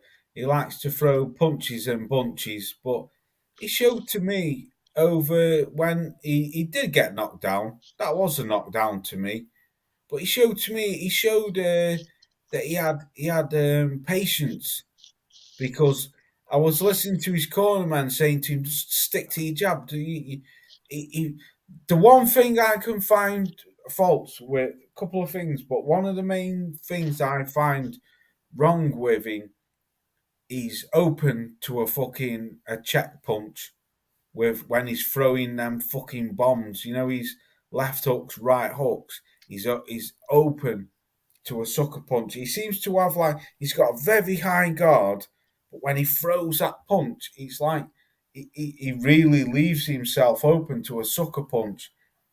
But I think for me, he's open to yeah, the go on. uppercut. If he fights Yeah, Crawford, but Crawford yeah. will eventually get him with that. He needs to stay away from Bud. He needs I to think stay he away beats from Porter, Bud. but with Bud it's a different game, though, isn't it? Mm. But Mo, does he though? Because Porter's unpredictable. Nah, Porter's he done. beats Porter. He Porter's beats done. Porter. I think if Porter, because if you watch a lot of his fight, he's a little bit off with those punches, man. I don't know if it's because they're wild or he's just trying to find a spot to land something, but he's just off a little bit. You know what I'm saying? And those overhands and shit like that, I think he needs to get those pretty much better under control, man. Mm. And work on the punch placements and be aggressive, but have move that head a little bit more. I think he'd be all right, but he's just off a little bit, by a couple Yeah. degrees here and there, Mhm. but he's not that. It's the he gets hit. He gets some like the fight with Ugas. He was just It like does, off a Mike. little You're bit. right. Yeah. He was Yeah. just off a little bit, but he shouldn't be getting hit like that though, man. Ugas was landing some shit on his ass too. Listen, people are forgetting that Porter got beaten by Cal Brook. Listen, I'm gonna be real, yeah.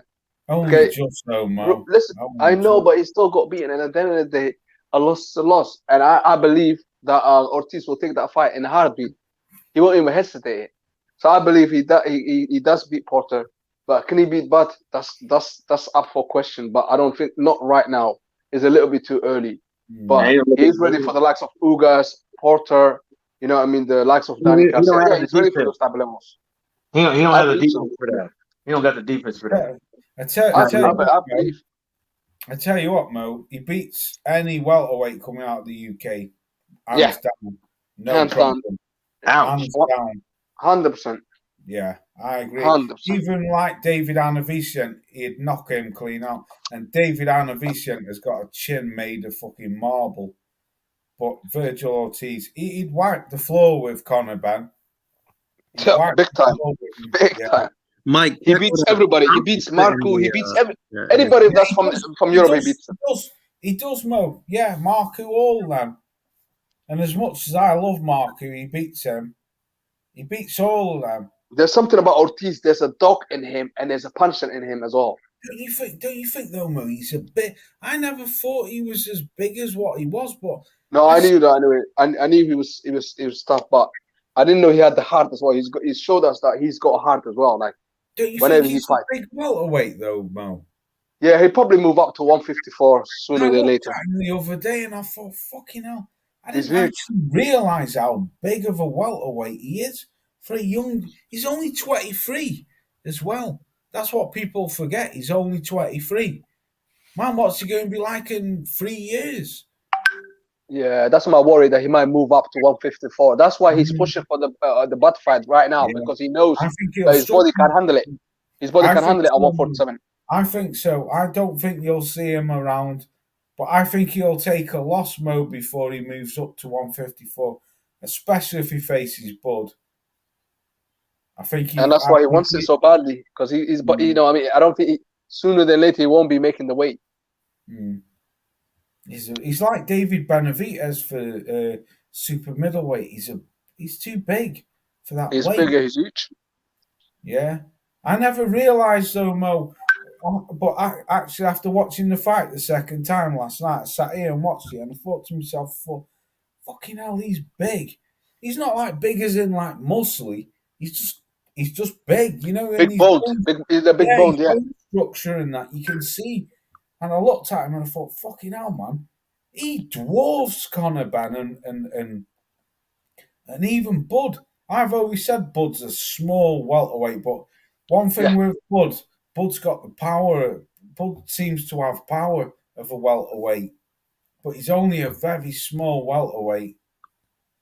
But I don't know. It's interesting. But I tell you what, Conor Ben, stay the fuck away from Virgil Ortiz, because if you go over there and fight him, you're getting fucking smoked. You're getting smoked big time. Virgil Ortiz and Boots Ennis would knock Conor Ben clean out. Like Volts UK said the other week, he's food. Conor Ben is food for them. That would be funny. Like, imagine Conor Ben and Boots like doing a fucking round table.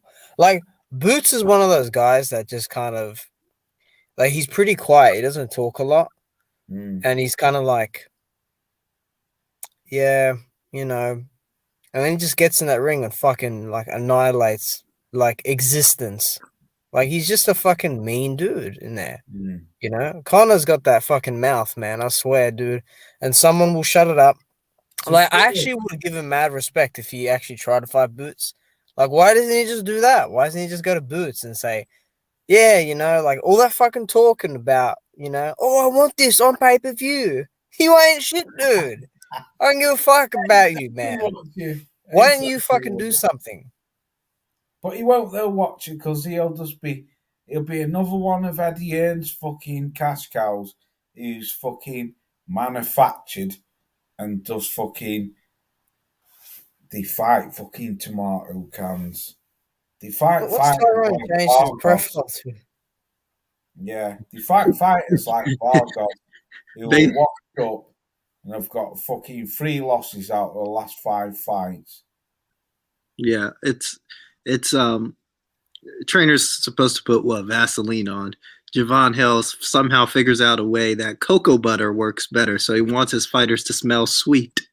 That's what makes it. Oh no! I'm out of here. Sweet cocoa butter. I mean, I didn't make it up. This is him. I'm going. I got that same jar. You get the fuck out of here, Tyro. I got that same jar in the car. Right, smoke box you. I can't believe you've just said that. It's been a great show. Funny show, man. WhatsApp. Look at WhatsApp. I have the full pic there in the group. Right, I will do. Mo, an absolute pleasure, bro. Thank you very much. Greetings to you, man, and thank you very much for coming through.